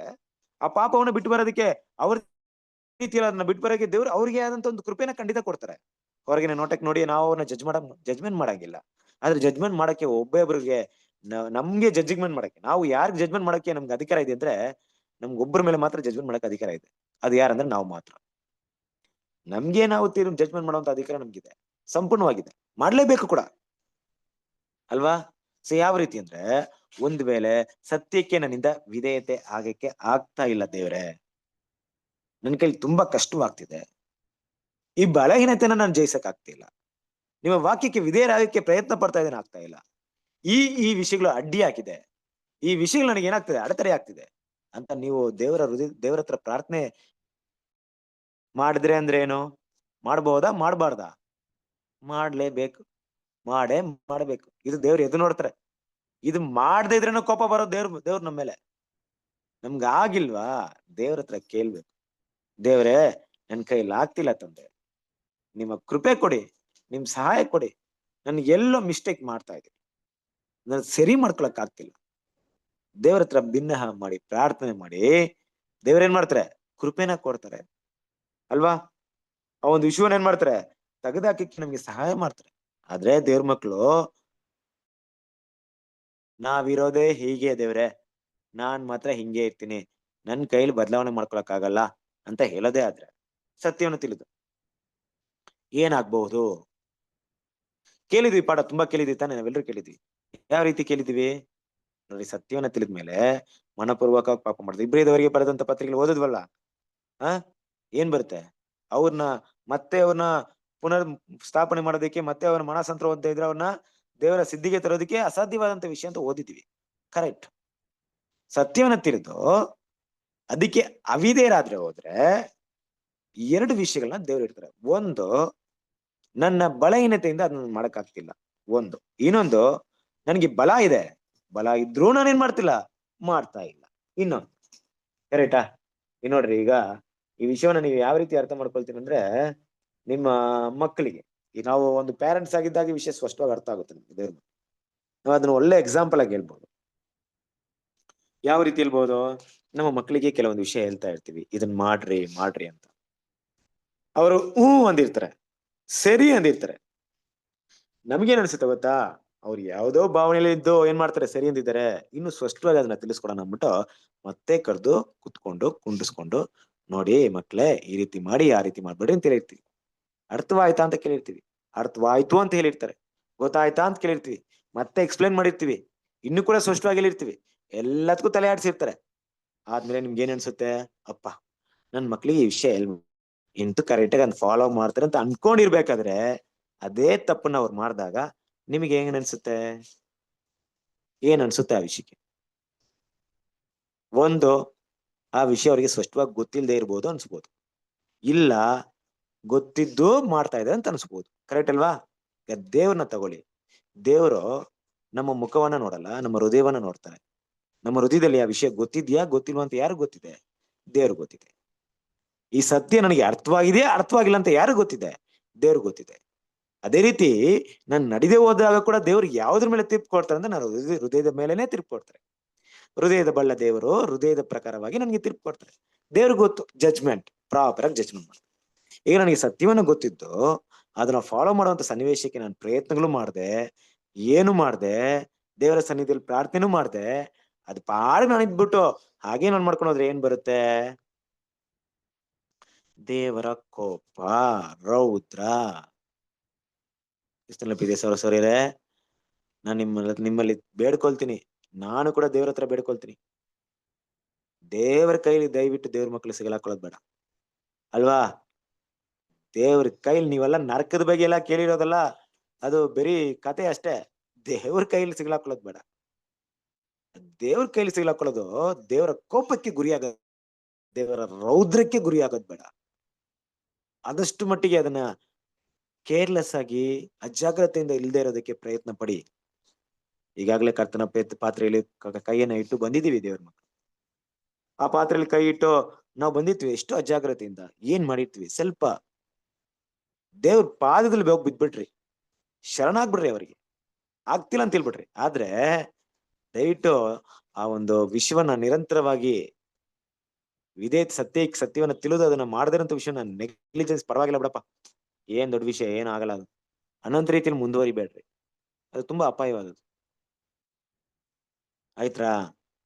ನಾನೇನ್ ಹೇಳ್ತಾ ಇದ್ದೀನಿ ಅಂದ್ರೆ, ಮನುಷ್ಯರ ಕೈಯಲ್ಲಿ ಸಿಗ್ಲಾಕೊಂಡ್ರೆ ದೇವ್ರು ಬಿಡಿಸ್ತಾರೆ, ಬಟ್ ದೇವ್ರ ಕೈಲಿ ಸಿಗ್ಲಾಕೊಂಡ್ಬಿಟ್ರೆ ಯಾರು ಬಿಡ್ಸಕ್ಕಾಗಲ್ಲ, ಯಾರ ಕೈಲೂ ಆಗಲ್ಲ. ಅವ್ರ ಕೋಪಕ್ಕೆ ಗುರಿಯಾಗೋದ್ ಬೇಡ.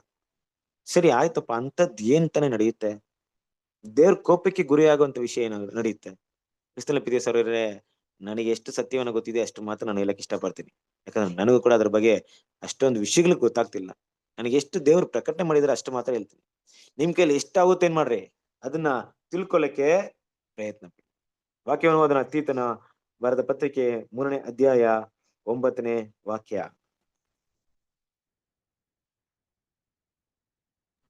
ಆದರೆ ವಿತರ್ಕಗಳಿಗೂ ವಂಶಾವಳಿಗಳಿಗೂ ಜಗಳಗಳಿಗೂ ಧರ್ಮಶಾಸ್ತ್ರದ ವಿಷಯವಾದ ವಾಗ್ವಾದಗಳಿಗೂ ದೂರವಾಗಿರು. ಅವು ನಿಷ್ಪ್ರಯೋಜನವೂ ವ್ಯರ್ಥವೂ ಆಗಿದೆ. ಕ್ರಿಸ್ತನ್ ಪ್ರೀತಿಸ್ತಾರೆ. ನೋಡ್ರಿ, ಸತ್ಯಕ್ಕೆ ನಾವು ಸತ್ಯದಲ್ಲ ಬಂದ್ಮೇಲೆ ದೇವರಿಗೆ ನಾವು ವಿಧೇಯರಾಗಿ ನಡೀತಾ ಇದೀವಿ ಅನ್ನೋದು ನಮ್ಮ ಗುಣ ಯಾವ ರೀತಿ ವ್ಯಕ್ತವಾಗ್ಬೇಕು. ಫಾರ್ ಎಕ್ಸಾಂಪಲ್, ಉದಾಹರಣೆಯಾಗಿ ನನ್ನಲ್ಲಿ ತಾಳ್ಮೆ ಇದೆ ಅನ್ನೋದನ್ನ ಅದು ನನ್ನೊಡನೆ ಇಟ್ಕೊಂಡ್ರೆ ಗೊತ್ತಾಗುತ್ತಾ? ಗೊತ್ತಾಗಲ್ಲ. ಅದು ಯಾವುದೋ ಸನ್ನಿವೇಶದಲ್ಲಿ ಹೊರಡೆ ಬರ್ಬೇಕು.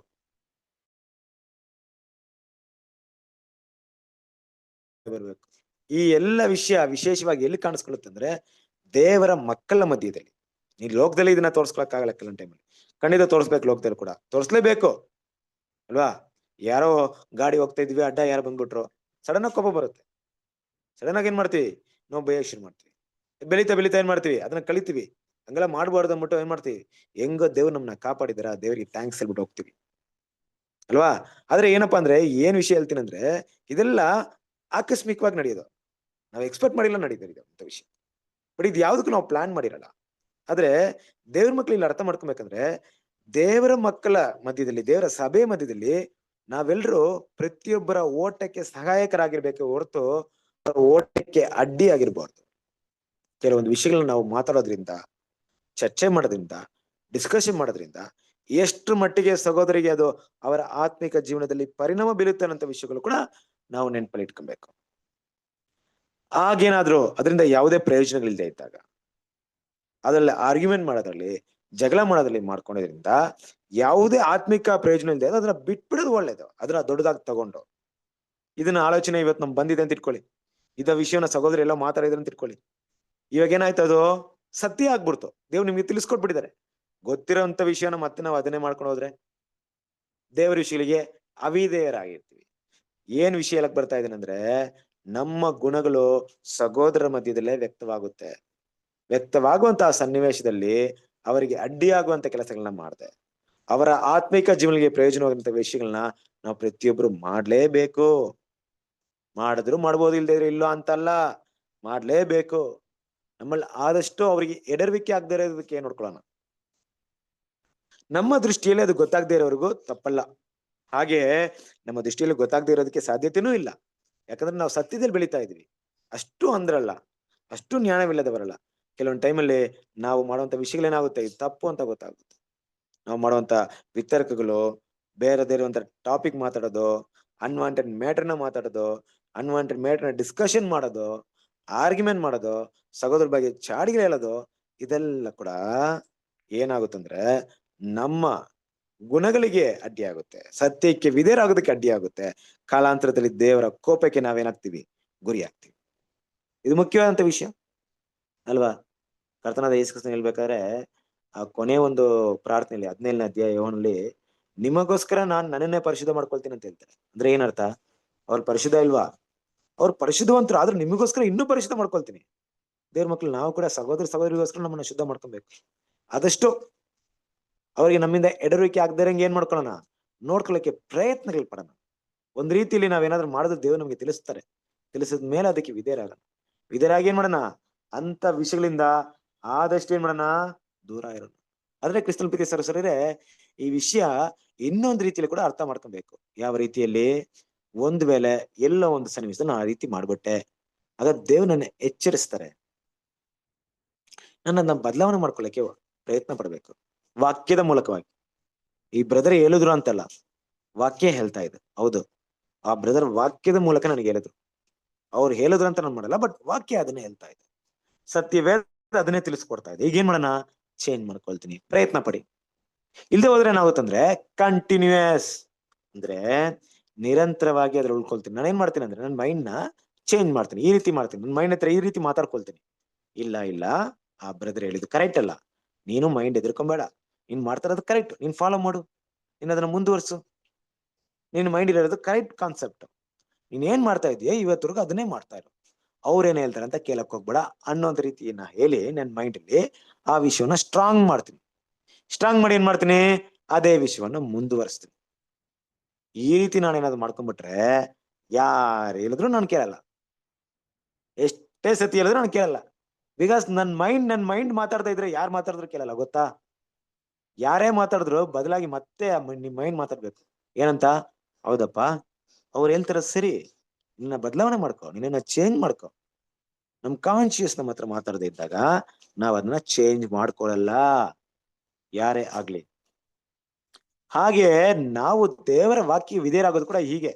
ದೇವರ ವಾಕ್ಯ ನಮ್ಮ ಮೈಂಡ್ಗೆ ತಲುಪಿದ ಮೇಲೆ ನಾವ್ ಅದಕ್ಕೆ ವಿಧೇಯರಾಗಿ, ಅಯ್ಯೋ ದೇವ್ರ ಮಾತು ಹೇಳ್ತಾ ಇದೆಯಲ್ಲ, ಆಯ್ತು ನನ್ನ ತಿದ್ಕೊಳಕ್ಕೆ ಒಪ್ಪಿಸ್ಕೊಡ್ತೀನಿ, ನನ್ನ ಚೇಂಜ್ ಮಾಡ್ಕೊಳಕ್ಕೆ ನನ್ನ ಏನ್ ಮಾಡ್ತೀನಿ, ದೇವ್ರ ಹತ್ರ ಒಪ್ಪಿಸ್ಕೊಡ್ತೀನಿ ಅಂತ ಏನ್ ಮಾಡ್ಬೇಕು ದೇವ್ರ ಮಕ್ಳು ಆ ಒಂದು ಹಂತಕ್ಕೆ ನಾವೆಲ್ಲರೂ ಓಕೆನಾ. ಸೊ ಅವಾಗ ದೇವ್ರು ನಮ್ಮನ್ನ ಇಷ್ಟಪಡ್ತಾರೆ, ಮೆಚ್ಚಿಸ್ತಾರೆ. ಇದೆರಡು ಕೂಡ ಹೆಂಗ್ ಗೊತ್ತಾ, ಆ ಒಂದು ವಾಕ್ಯ ನಮ್ಮ ಮೈಂಡಿಗೆ ಹೋಗಿ ಅದನ್ನ ಚೇಂಜ್ ಮಾಡ್ಕೊಳ್ಳೋಂತ ಪ್ರಯತ್ನ ಪಡದೆ ಹೋದಾಗ ತಕ್ಷಣ ದೇವರನ್ನ ಶಿಕ್ಷಣ ಕೊಡಲ್ಲ. ನಮ್ಮ ದೇವರು ಪ್ರೀತಿಯುಳ್ಳ ದೇವರಲ್ವಾ, ಕರುಣೆಯುಳ್ಳ ದೇವರಲ್ವಾ, ಕರುಣಾಮಯ ಅಲ್ವಾ, ನಮ್ಮ ಬಲಹಿತನ ಬಲ್ಲವರಲ್ವಾ, ಕೃಪೆ ಮೇಲೆ ಕೃಪೆ ಕೊಡ್ತಾರೆ. ಅದೇ ಮಾತು ಮತ್ತೆ ಮತ್ತೆ ಮತ್ತೆ ನಮ್ಮ ಹತ್ರ ಬರುತ್ತೆ. ಆದ್ರೆ ಕಂಟಿನ್ಯೂಸ್ ಆಗಿ ಅದನ್ನ ಸ್ಟ್ರಾಂಗ್ ಮಾಡ್ಕೊಂಡ್ಬಿಟ್ಟಿದ್ರೆ ಪರೋಹಣಂತೆ ಏನಾಗುತ್ತೆ, ದೇವರ ಕೋಪಕ್ಕೆ ನಾನು ಗುರಿ ಆಗುತ್ತೆ. ಕರೆಕ್ಟಾ? ಇದೆಲ್ಲ ದೇವ್ರ ಮಕ್ಕಳು ಯಾವಾಗ್ಲೂ ಮನಸ್ಸಲ್ಲಿ ಇಟ್ಕೊಬೇಕು. ಈ ವಿಷಯವನ್ನ ಸ್ಪಷ್ಟವಾಗಿ ಇಲ್ಲಿ ರೋಮಪುರದವರಿಗೆ ಬರೆಯುವಂತ ವಿಷಯ ಉದ್ದೇಶ ಏನಪ್ಪಾ ಅಂದ್ರೆ, ರೋಮಪುರದವರಿಗೆ ಹಲವಾರು ಬಾರಿ ಕೆಲವೊಂದು ಸತ್ಯಗಳನ್ನ ತಿಳಿಸ್ಕೊಟ್ಟ ಮೇಲೆ ಅದರಲ್ಲಿ ಸ್ಪಷ್ಟವಾಗಿ ಅವ್ರು ಅರ್ಥ ಮಾಡ್ಕೊಂಡು ಅದ್ರ ಪ್ರಕಾರ ಅವ್ರು ಕೆಲವೊಬ್ರು ನಡೀತಾ ಇರಲಿಲ್ಲ. ಆದ್ರಿಂದ ಅಪೊಸ್ತಲ ಪಾಲ್ ಏನ್ ಮಾಡ್ತಾ ಇದ್ರೆ, ರೋಮಪುರದವರಿಗೆ ಎಚ್ಚರಿಕೆನ ಕೊಡ್ತಾ ಇದ್ದಾರೆ. ನೋಡ್ರಿ, ಇಲ್ಲೇನು ಗ್ರೀಕರು ಮತ್ತೆ ಇವರು ಯಾರೋ ನಮ್ಮ ಯಹೂದಿರಂತ ದೇವ್ರ ಮುಂದೆ ಏನು ವಿದ್ವೇಷ ಏನು ಇಲ್ಲ, ದೇವ್ರ ಹತ್ರ ಏನು ಪಾರ್ಶಿಯಾಲಿಟಿ ಇಲ್ಲ, ದೇವ್ರ ಆ ರೀತಿ ಏನು ನೋಡ್ತಾ ಇಲ್ಲ. ನೀವ್ ತಪ್ಪಾಗಿ ತಿಳ್ಕೊಂಬೇಡ್ರಿ. ನಿಮ್ಗಂತ ಸ್ಪೆಷಲ್ ಏನಿಲ್ಲ, ಅವ್ರಿಗಂತ ಏನು ಆರ್ಡಿನರಿ ಇಲ್ಲ, ಎಲ್ರಿಗೂ ಸೇಮ್ ಇದೆ. ನೋಡ್ರಿ, ನೀವು ವಾಕ್ಯವನ್ನ ಕೇಳಿದ ತಕ್ಷಣ ಅದಕ್ಕೆ ವಿಧೇಯರಾಗಕ್ಕೆ ಪ್ರಯತ್ನ ಪಡಿ. ಇಲ್ಲದೆ ಇದ್ರೆ ನಿಮ್ಗೂ ಕೂಡ ಕೋಪ, ದೇವರ ರೌದ್ರ ಬರುತ್ತೆ ಅನ್ನೋ ವಿಶ್ವನ ಏನ್ ಮಾಡ್ತಾರೆ ಹೇಳ್ತಾ ಇದ್ದಾರೆ. ಸೊ ಮುಂದುವರಿಸಿ ರೋಮಪುರದ 2ನೇ ಅಧ್ಯಾಯ 9ನೇ ವಾಕ್ಯದಲ್ಲಿ ನೋಡ್ಬಹುದು. ವಾಕ್ಯವನ್ನು ಓದಿ. ರೋಮಪುರದ 2ನೇ ಅಧ್ಯಾಯ 9ನೇ ವಾಕ್ಯ. ಕೆಟ್ಟದ್ದನ್ನು ನಡೆಸುವ ಪ್ರತಿಯೊಬ್ಬ ನರಪ್ರಾಣಿಗೆ ಕಷ್ಟವೂ ಸಂಕಟವೂ ಬರುವವು. ಯಹೂದ್ಯರಿಗೆ ಮೊದಲು, ಅನಂತರ ಗ್ರೀಕರಿಗೆ ಸಹ. ಅಂದರೆ ಒಳ್ಳೆಯದನ್ನು ನಡೆಸುವ ಸಾಕು ಪ್ರತಿಯೊಬ್ಬ ಅಲ್ವಾ? ಕೆಟ್ಟದ್ದು ನಡೆಸುವ ಪ್ರತಿಯೊಬ್ಬ ನರಪ್ರಾಣಿಗೂ ಅಲ್ವಾ ಕಷ್ಟವು ಸಂಕಟವು ಬರುವುದು. ಅಂದ್ರೆ ಮನುಷ್ಯನಿಗೆ ಕೆಟ್ಟದ್ದು ಮಾಡುವಂತ ಪ್ರತಿಯೊಬ್ಬರಿಗೆ ಕಷ್ಟ ಸಂಕಟ ಬರುತ್ತೆ. ನೋಡಿ, ಈ ಪಾಯಿಂಟ್ ನ ಸ್ವಲ್ಪ ಅರ್ಥ ಮಾಡ್ಕೊಂಡು ಸಾಮಾನ್ಯವಾಗಿ ಈ ಲೋಕಕ್ಕೆ ಸ್ವಲ್ಪ ಬಂದ್ಬಿಡೋಣ. ಈ ಲೋಕದಲ್ಲಿ ನಾವು ಬಂದಾಗ ಕೆಟ್ಟದ್ದು ಮಾಡೋರಿಗೆ ಶಿಕ್ಷೆ ಆಗ್ತಿದ್ಯಾ? ಆಗುತ್ತೆ ಅಲ್ವಾ? ನೋಡ್ರಿ, ಇವತ್ತು ಸ್ಮೋಕ್ ಮಾಡೋರಿಗೆ ಲಂಗ್ಸ್ ಕ್ಯಾನ್ಸರ್ ಬರುತ್ತೆ, ಡ್ರಿಂಕ್ಸ್ ಮಾಡೋರಿಗೆ ನಾನಾ ಕಾಯಿಲೆಗಳು ಬರುತ್ತೆ. ಏನ್ ಲೋಕದಲ್ಲಿ ಪಾಪ ಮಾಡ್ತಾರೋ ಅದಕ್ಕೆ ಶಿಕ್ಷೆಗಳನ್ನ ಅವ್ರೆಲ್ಲರೂ ಅನುಭವಿಸ್ತಾ ಇದಾರೆ. ಅದು ಒಂದ್ ರೀತಿ. ಯಾವ ರೀತಿ? ಯಾವ ರೀತಿ ಅಂದ್ರೆ, ಮೊದಲೇ ಅವ್ರ ಮೇಲೆ ಮರಣದಂಡನೆ ಇದೆ, ಪಾಪದ ಸಂಬಳ ಮರಣ ಅಂತಿದೆ. ಅದ್ರ ಜೊತೆಗೆ ಸಾಕಾಗಲ್ಲ ಅಂದ್ಬಿಟ್ಟು ಅವ್ರೇನ್ ಮಾಡ್ತಾರೆ, ಮರಣದ ದಾರಿಗೆ ಇನ್ನೂ ಶಾರ್ಟ್ ಕಟ್ ನ ಹುಡುಕ್ತಾ ಇದಾರೆ. ಪಾಪ ಮಾಡಿ ಬೇಗ ಸಾಯ್ಬೇಕಂತಿದ್ದಾರೆ. ಕೆಟ್ಟದ್ದು ಮಾಡುವಂತ ಪ್ರತಿಯೊಬ್ಬರಿಗೂ ಕಷ್ಟ ಸಂಕಟ ಬರುವುದು. ಆದ್ರೆ ಇಲ್ಲಿ ಮೊದಲು ದೇವರ ದೃಷ್ಟಿಯಲ್ಲಿ ಇರುವಂತ ವಿಷಯ ಏನಪ್ಪಾ ಅಂದ್ರೆ, ಆ ಜಡ್ಜ್ಮೆಂಟ್ ಮೊದಲು ಯಹೂದ್ಯರಿಗೆ, ಅನಂತರ ಗ್ರೀಕರಿಗೆ. ಏನಿದು ಅಂದ್ರೆ, ದೇವರ ಜಡ್ಜ್ಮೆಂಟ್ ಆಲ್ರೆಡಿ ಪಾಸ್ ಆಯ್ತು. ಯಾವ ಜಡ್ಜ್ಮೆಂಟ್ ಪಾಸ್ ಆಯ್ತು? ಯಾವ ರೀತಿ ಜಡ್ಜ್ಮೆಂಟ್ ದೇವ್ರು ಪಾಸ್ ಮಾಡಿದ್ದಾರೆ? ಏದೇನ್ ತೋಟದಲ್ಲಿ ಪಾಪ ಮಾಡಿದ ಫಲವಾಗಿ ಪಾಪದ ಸಂಬಳ ಮರಣ ಇಡೀ ಲೋಕದ ಮೇಲೆ ಇದೆ. ಆ ಜಡ್ಜ್ಮೆಂಟ್ ಮುಂದುವರಿತಾ ಇದೆ. ಆ ಜಡ್ಜ್ಮೆಂಟ್ ಅಲ್ಲಿ ದೇವ್ರ ಏನ್ ಮಾಡಿದ್ರು, ಇಸ್ರೇಲ್ ಜನರಿಗೆ ಧರ್ಮಶಾಸ್ತ್ರನ ಕೊಟ್ಟು ಇದನ್ನ ಫಾಲೋ ಮಾಡ್ರಪ್ಪ, ಈ ಫಾಲೋ ಮಾಡಿದ್ರೆ ಒಳ್ಳೆ ರೀತಿ ನಿಮ್ಗೆ ಆಶೀರ್ವಾದವನ್ನ ಇರ್ತೀನಿ, ಬ್ಲೆಸ್ಸಿಂಗ್ ನ ಇರ್ತೀನಿ ಅಂತ ಏನ್ ಮಾಡಿದ್ರು, ದೇವ್ರು ಕೊಟ್ಟಿದ್ರು. ನೀವು ಈ ಲೋಕದ ರೀತಿಲಿ ಇರಲ್ಲ. ಲೋಕದ ಜನದ ಮಟ್ಟಿಗೆ ತಗೊಂಡಾಗ ಅವ್ರ ಮೇಲೆ ಡೆತ್ ಇದೆ. ಡೆತ್ ಅಂದ್ರೆ ಏನು? ಮರಣ, ಎಲ್ರಿಗೂ ಗೊತ್ತು. ಆದ್ರೆ ಯಾವ ವಿಷಯ ಹೇಳ್ತಾ ಇದ್ರೆ ಅಂದ್ರೆ, ಒಂದು ಈ ಅಮೆರಿಕ ಅಂತ ದೇಶಗಳಲ್ಲಿ ಏನ್ ಮಾಡ್ತಾರೆ ಗೊತ್ತಾ, ಈ ಮನುಷ್ಯನ ಎಕ್ಸ್ಪೆರಿಮೆಂಟ್ ಮಾಡೋದಕ್ಕೆ, ಎಕ್ಸ್ಪೆರಿಮೆಂಟ್ ಅಂದ್ರೆ ಆತನ್ನ ಚೆಕ್ ಮಾಡೋದಕ್ಕೆ, ಒಳಗಡೆ ಇರುವಂತ ಅಂಗಗಳ ಬಗ್ಗೆ ಚೆಕ್ ಮಾಡೋದಕ್ಕೆ ಯಾರು ಮರಣದಂಡನೆಗೆ ನಿಗದಿಪಡಿಸಿರ್ತಾರ ಆ ಕೈದಿಗಳನ್ನ ಕರ್ಕೊಂಡು ಹೋಗ್ತಾರೆ. ಅವ್ರಿಗೆ ಆಲ್ರೆಡಿ ಡೆತ್ ಪೆನಾಲ್ಟಿ ಇರುತ್ತೆ. ಅವ್ರನ್ನ ಜೀವಂತವಾಗಿ ಕುಯ್ಯೋದಾಗ್ಲಿ ಇಂಥ ಕೆಲಸಗಳು ಮಾಡೋದಾಗ್ಲಿ ಈ ಲ್ಯಾಬ್ರೇಟರಿ ತಗೊಂಡಾಗ ಅವ್ರನ್ನ ಟೆಸ್ಟ್ ಮಾಡ್ತಾರೆ. ಯಾಕಂದ್ರೆ ಅದು ಗೌರ್ಮೆಂಟ್ ಅಪ್ರೂವ್ ಕೊಡುತ್ತೆ, ಅವರಿಗೆ ಲೀಗಲ್ ಅಂತ ಗೌರ್ಮೆಂಟ್ ಕೊಡುತ್ತೆ. ಯಾಕೆಂದ್ರೆ ಅವ್ರ ಮೇಲೆ ಆಲ್ರೆಡಿ ಡೆತ್ ಇದೆ. ಅವ್ನು ಹೆಂಗೂ ಸಾಯ್ತಾನೆ. ಸಾಯಕ್ಕಿಂತ ಮುಂಚೆ ಅವನಿಂದ ಮನುಷ್ಯನಿಗೆ ಮಾನವ ಸಂತಾನದವರಿಗೆ ಕೆಲವೊಂದು ಒಳ್ಳೆ ವಿಷಯ ಆಗ್ಲಿ, ಅವನ ತಗೊಳಕ್ ಚೆಕ್ ಮಾಡ್ಕೊಳ್ರಿ. ಸತ್ರು ಸಾಯ್ಲಿ, ನೀವ್ ಚೆಕ್ ಮಾಡ್ಬೇಕಾದ್ರೆ ಅವ್ನ ಪ್ರಾಣ ಬಿಟ್ರು ಬಿಡ್ಲಿ ಅಂತ. ಏನ್ ವಿಷಯ ಅಂದ್ರೆ, ಇದೇ ರೀತಿ ಎಲ್ರ ಮೇಲೆ ಮರಣ ಇದೆ. ಆ ಮರಣ ಯಾವಾಗ ಬೇಕಾದ್ರೆ ಬರ್ಬೋದು. ದೇವ್ರು ಚಿಕ್ಕ ಮಕ್ಳಿಗೆ ಬೇಕಾದ್ರೆ ಅವ್ರನ್ನ ಸಾಯಿಸ್ಬೋದು, ಅವ್ರು 20 ವಯಸ್ಸಿರ ಸಾಯಿಸ್ಬೋದು, ಇಲ್ಲ ವಯಸ್ಸಾದ್ಮೇಲೆ ಬೇಕಾದ್ರೆ ಸಾಯ್ಬೋದು. ಯಾಕಂದ್ರೆ ಡೆತ್ ಇದೆ, ಯಾರು ಕೇಳಂಗಿಲ್ಲ. ಯಾಕಂದ್ರೆ ಡೆತ್ ಯಾವಾಗ ಬೇಕಾದ್ರೆ ನಡೀಬಹುದು. ಆದ್ರೆ ಯಹೂದ್ಯರ ಮಟ್ಟಿಗೆ, ಧರ್ಮಶಾಸ್ತ್ರನ ಪಡ್ಕೊಂಡಿದ್ದ ಯಹೂದ್ಯರ ಮಟ್ಟಿಗೆ ಆ ರೀತಿ ಇರಲಿಲ್ಲ. ಆದಮನ ಡೆತ್ ಅವ್ರ ಮೇಲೆ ಇದ್ರು. ದೇವ್ರು ಏನ್ ಮಾಡಿದ್ರು ಅಂದ್ರೆ, ಧರ್ಮಶಾಸ್ತ್ರವನ್ನ ಕೊಟ್ಟಿದ್ರು. ಆ ಧರ್ಮಶಾಸ್ತ್ರನ ಕೈಗೊಂಡು ನಡೆಯೋದ್ರಿಂದ ಈ ಭೂಮಿಯಲ್ಲಿ ಯಾರಿಗೂ ಇಲ್ದಿರುವಂತ ಆಶೀರ್ವಾದಗಳನ್ನ ಅವ್ರಿಗೆ ಕೊಟ್ಟಿದ್ರು. ಬ್ಲೆಸ್ಸಿಂಗ್ ನ ದೇವ್ರು ಏನ್ ಮಾಡಿದ್ರು, ಅವ್ರಿಗೆ ಇಟ್ಟಿದ್ರು. ಆ ರೀತಿ ನಡೆದ ಏನ್ ನಡೀತಾ ಇತ್ತು ಹೋದ್ರಿ, ಧರ್ಮೋಪದೇಶ ಕಂಡ 32ನೇ ಅಧ್ಯಾಯ 21ನೇ ವಾಕ್ಯ.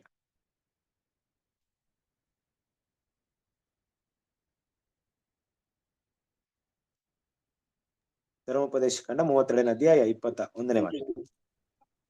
ದೇವರಲ್ಲದರಿಂದ ಅವರು ನನಗೆ ರೋಷಿಸಿದರು, ತಮ್ಮ ವ್ಯರ್ಥವಾದವುಗಳಿಂದ ನನಗೆ ಕೋಪವನ್ನು ಓದ್ರಿ. ಎಬ್ಬಿಸಿದರು. ಜನವಲ್ಲದರಿಂದ ನಾನು ಅವನಿಗೆ ಕೇಳಿಸ್ತಿಲ್ಲ. ರೋಷ ಹುಟ್ಟಿಸಿ ಯಾರಾದ್ರೂ ಓದ್ತೀರಾ? ಬೇರೆಯವ್ರಿಗೆ ಹೇಳಿಬೇಡಿ. ಅವರು ದೇವರಲ್ಲದವುಗಳ ಮೂಲಕ ನನ್ನನ್ನು ರೇಗಿಸಿದ್ದರಿಂದ ನಾನು ಜನಾಂಗದಲ್ಲದವರ ಮೂಲಕ ಅವರಲ್ಲಿ ಹುರುಡು ಹುಟ್ಟಿಸುವೆನು. ಅವರು ಅಚೇತನ ವಿಗ್ರಹಗಳ ಮೂಲಕ ನನ್ನನ್ನು ಸಿಟ್ಟಿಗೆಬ್ಬಿಸಿದ್ದರಿಂದ ನಾನು ಸದಾಚಾರವಿಲ್ಲದ ಜನರ ಮೂಲಕ ಅವರನ್ನು ಸಿಟ್ಟಿಗೆಬ್ಬಿಸುವೆನು. ಬೈಬಲ್ ಓದಿದ್ದೀನಿ. ಓಕೆ, ನೋಡಿ ಕ್ರಿಸ್ತನ ಪ್ರೀತಿಯ ಸಹೋದರರೇ, ಯಾವ ರೀತಿ ಇಲ್ಲಿ ದೇವ್ರು ಹೇಳ್ತಿದ್ರ ಅಂದ್ರೆ ಧರ್ಮಶಾಸ್ತ್ರನ ಕೊಟ್ಬಿಟ್ಟು ಅವ್ರಿಗೆ ಒಂದು ಮಾತನ್ನ ಹೇಳ್ತಿದ್ರು. ನೋಡ್ರಿ, ಈ ಧರ್ಮಶಾಸ್ತ್ರವನ್ನ ನೀವು ಫಾಲೋ ಮಾಡಿದ್ದೆ ಆದ್ರೆ ನಿಮ್ಗೆ ತುಂಬಾ ಆಶೀರ್ವಾದ ಇದೆ. ಈ ಪ್ರಪಂಚದಲ್ಲಿ ಯಾರು ಕೂಡ ಆತರ ಬ್ಲೆಸ್ಸಿಂಗ್ ಇಲ್ಲ. ಆತರ ಬ್ಲೆಸ್ಸಿಂಗ್ ಇದೆ ನಿಮ್ಗೆ. ನಿಮ್ ಬ್ಲೆಸ್ಸಿಂಗ್ ನ ನೋಡಿ, ನಿಮ್ ಆಶೀರ್ವಾದ ನೋಡಿ ಎಲ್ರು ಕೂಡ ಆಸೆ ಪಡ್ಬೇಕು ಅಲ್ವಾ? ಈ ಕಾಣಿನ ಸ್ತ್ರೀ ಆಸೆ ಪಟ್ರಲ್ಲ, ದೇವ್ರೆ ನನ್ಗೆ ಮೇಜ್ ಮೇಲೆ ಇರುವಂತ ರೊಟ್ಟಿ ಪೀಸ್ ಕೊಡಿ ಅನ್ಬಿಟ್ಟು. ಆ ರೀತಿ ಎಲ್ರು ಆಸೆ ಪಡುವಂತ ಒಂದು ಬ್ಲೆಸ್ಸಿಂಗ್ ನಿಮ್ಗೆ ಕೊಟ್ಟಿರ್ತೀನಿ. ಆದ್ರೆ ನೀವ್ ತಪ್ಪು ಮಾಡಿದ್ರೆ ಇಡೀ ಲೋಕ ನಿಮ್ಮನ್ನ ನೋಡಿ ಬಾಯಲ್ಲಿ ಬೆರಳಿಕ್ಕಂಬೇಕು. ಏನಪ್ಪ, ಏನ್ ಹೊಡೆದ್ರಪ್ಪ ಅವ್ರ ದೇವ್ರು, ಎಂತ ಏಟನ್ನ ತಿಂದಿದ್ರೆ ದೇವ್ರ ಹತ್ರ. ಆ ರೀತಿ ಇರುತ್ತೆ. ಇದು ದೇವರು ಇಸ್ರೇಲ್ ಜನರಿಗೆ ಕೊಟ್ಟಂತ ವಿಷಯ. ಧರ್ಮಶಾಸ್ತ್ರ ಫಾಲೋ ಮಾಡಿದ್ರೆ ಕ್ಷೇಮ, ಅದಕ್ಕೆ ಅವಿಧೇಯರಾದ್ರೆ ನಿಮ್ಗೇನಿದೆ? ದಂಡನೆ. ಹಾಗಂತ ದೇವ್ರೇನೋ ಧರ್ಮಶಾಸ್ತ್ರ ಫಾಲೋ ಮಾಡಕ್ ಆಗದೇ ಇರೋರ್ಗೆ ಅದನ್ನ ಕೊಡ್ಲಿಲ್ಲ. ಫಾಲೋ ಮಾಡ್ಬೋದಾಯ್ತು. ಕೆಲವೊಂದು ಬಲಹೀನತೆಯಲ್ಲಿ ಇದ್ರು ಕೂಡ ದೇವರು ಬಲಿಗಳನ್ನ ಕೊಟ್ಟಿದ್ರು ಅದರಿಂದ ಹೊರಡೆ ಬರೋದಿಕ್ಕೆ. ಒಟ್ಟಾರೆಯಾಗಿ ಅದನ್ನ ಪ್ರಾಕ್ಟೀಸ್ ಮಾಡಕ್ಕೆ ಸಾಧ್ಯತೆಗಳಿತ್ತು. ಸುಳ್ಳು ಎಲ್ದೇ ಇರೋದನ್ನ ಪ್ರಾಕ್ಟೀಸ್ ಮಾಡ್ಲಿ. ಒಂದ್ಸರಿ 2 ಸರಿ ಹೇಳಿದ್ರ ಬಿಟ್ಬಿಡಿ, ಬಲಿ ಕೊಡ್ರಿ, ನೆಕ್ಸ್ಟ್ ಅದನ್ನ ಮಾಡ್ಬೇಡ್ರಿ. ಈ ರೀತಿಯಾಗಿ ದೇವ್ರ ಏನ್ ಮಾಡಿದ್ರು, ಕೆಲವೊಂದು ವಿಷಯಗಳನ್ನ ಅದರಿಂದ ಅವ್ರು ಹೊರಡೆ ಬಂದು ಧರ್ಮಶಾಸ್ತ್ರ ಪ್ರಕಾರ ನಡೆಯೋದಿಕ್ಕೆ ಅವರಿಗೆ ಹಲವಾರು ದಾರಿಗಳನ್ನ ಮಾಡ್ಕೊಟ್ಟಿದ್ರು. ಬಟ್ ಏನ್ ಮಾಡಿದ್ರು? ಧರ್ಮಶಾಸ್ತ್ರ ಮೊದಲನೇ ಆಜ್ಞೆನೆ ಬ್ರೇಕ್ ಮಾಡಿದ್ರು. ಏನದು ಮೊದಲನೇ ಆಜ್ಞೆ? ನನ್ನ ಹೊರತು ಬೇರೆ ದೇವರುಗಳು ನಿಮಗೆ ಇರಬಾರದು. ಮೇಲೆ ಆಕಾಶದಲ್ಲಾಗ್ಲಿ, ಕೆಳಗೆ ಭೂಮಿಯಲ್ಲಾಗ್ಲಿ, ಸಮುದ್ರದಾಗ್ಲಿ ಯಾವ ಸ್ವರೂಪವನ್ನು ನೀವೇನ್ ಮಾಡ್ಬಾರ್ದು? ಉಂಟು ಮಾಡಬಾರ್ದು. ಫಸ್ಟ್ ಕಮಾಂಡ್ಮೆಂಟ್ ನ ಏನ್ ಮಾಡಿದ್ರು?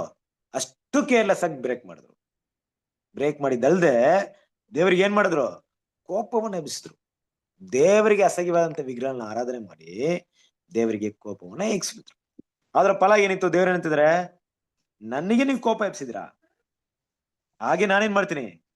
ನಾನ್ ನಿಮ್ನ ಆಯ್ಕೆ ಮಾಡಿದಿನಲ್ವಾ, ನನಗೆ ಅಸಹ್ಯವಾಗಿರುವಂತ ಜನರ ಮೂಲಕ ನಾನೇನ್ ಮಾಡ್ತೀನಿ? ನಿಮಗೆ ಕೋಪವನ್ನ ಎಬ್ಬಿಸ್ತೀನಿ. ನನಗೆ ಯಾರಂತ ನಿಮ್ಗೆ ತೋರಿಸ್ತೀನಿ. ನೋಡಿದ್ರಾ? ನಾವು ಓದಿದೆಲ್ಲ ಕಡಿಮೆ ತಾನೆ ಕ್ರಿಸ್ತನ ಪ್ರೀತಿಯ ಸಹೋದರರೇ, ಅದರ ಪ್ರತಿಫಲ ಏನಿತ್ತು? ಅದರಿಂದ ಅವ್ರು ಅನುಭವಿಸಿದಂತ ಕಷ್ಟಗಳು ಹೆಂಗಿತ್ತು? ಓದ್ರಿ.